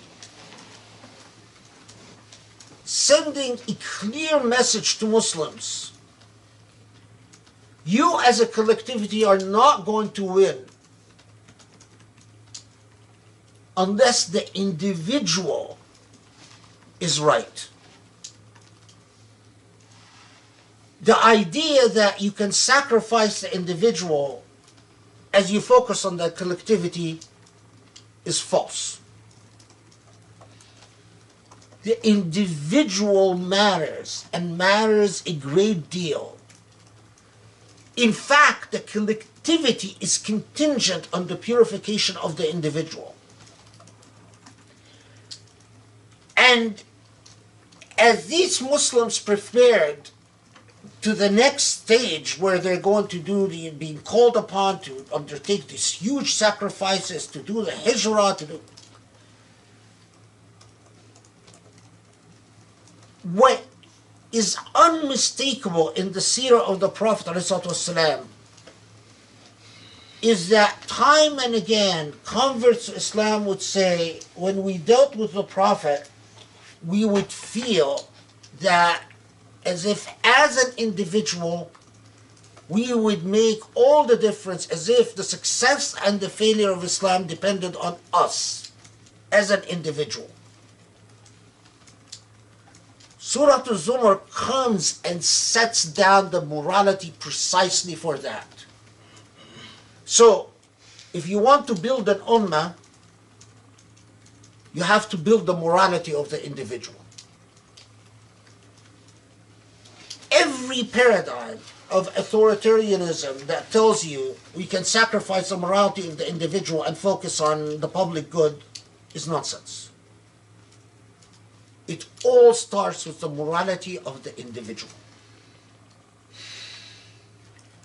What Allah requires is a sustained effort, الدين الخالص الدين الحق, a religion that is not used to perpetuate ugliness or to kill the individual in the name of the collectivity, a religion that is not used to spread pietistic affectations and stupidity and ignorance, or dullness and lack of intelligence. Surah Al-Zumar is a remarkable constitutional framework for exactly the opposite. And note, in order to deliver its message, it doesn't take you to the stories of past. It is as if now, for this, I need you to focus so precisely on the message. I don't want you to think about Qawm Ad and Qawm Thamud and Qawm Tubba, one of these few surahs in which there's no mention of that. Moreover, it is a surah that deals with the hereafter in... There are surahs that give you sort of the gory details. Like, here are the pleasures of heaven in, rivers and fruits and so on. And there are surahs that give you the gory details of hell. But the commentators, especially from the Sufi-esque orientations, that said Surah Al-Zumar is for a more mature Islam. What they meant by that is that it now tells you that, listen, if you want the truth of things, reality is going to be very different. And there are no frame of reference that I can explain it to you. Yes, I've used fruits and fire and stuff to explain it to you to get it close to your understanding. But ultimately, reality is going to be very different. And what matters is, do you want to be with the crowds that know that they're lost and say, Ya hasrati ala ma farrattu fi jambillah, how I wasted all the opportunities? Or do you want to be with the other camp? That's the bottom line, if you're mature enough to get the message.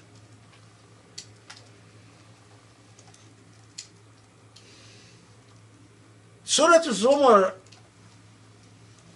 had a huge impact. And when I say even, when you have someone, companions like Umar ibn Khattab say that this is hard, it confronted Muslims with, it is as if you're laying the groundwork for generations to come.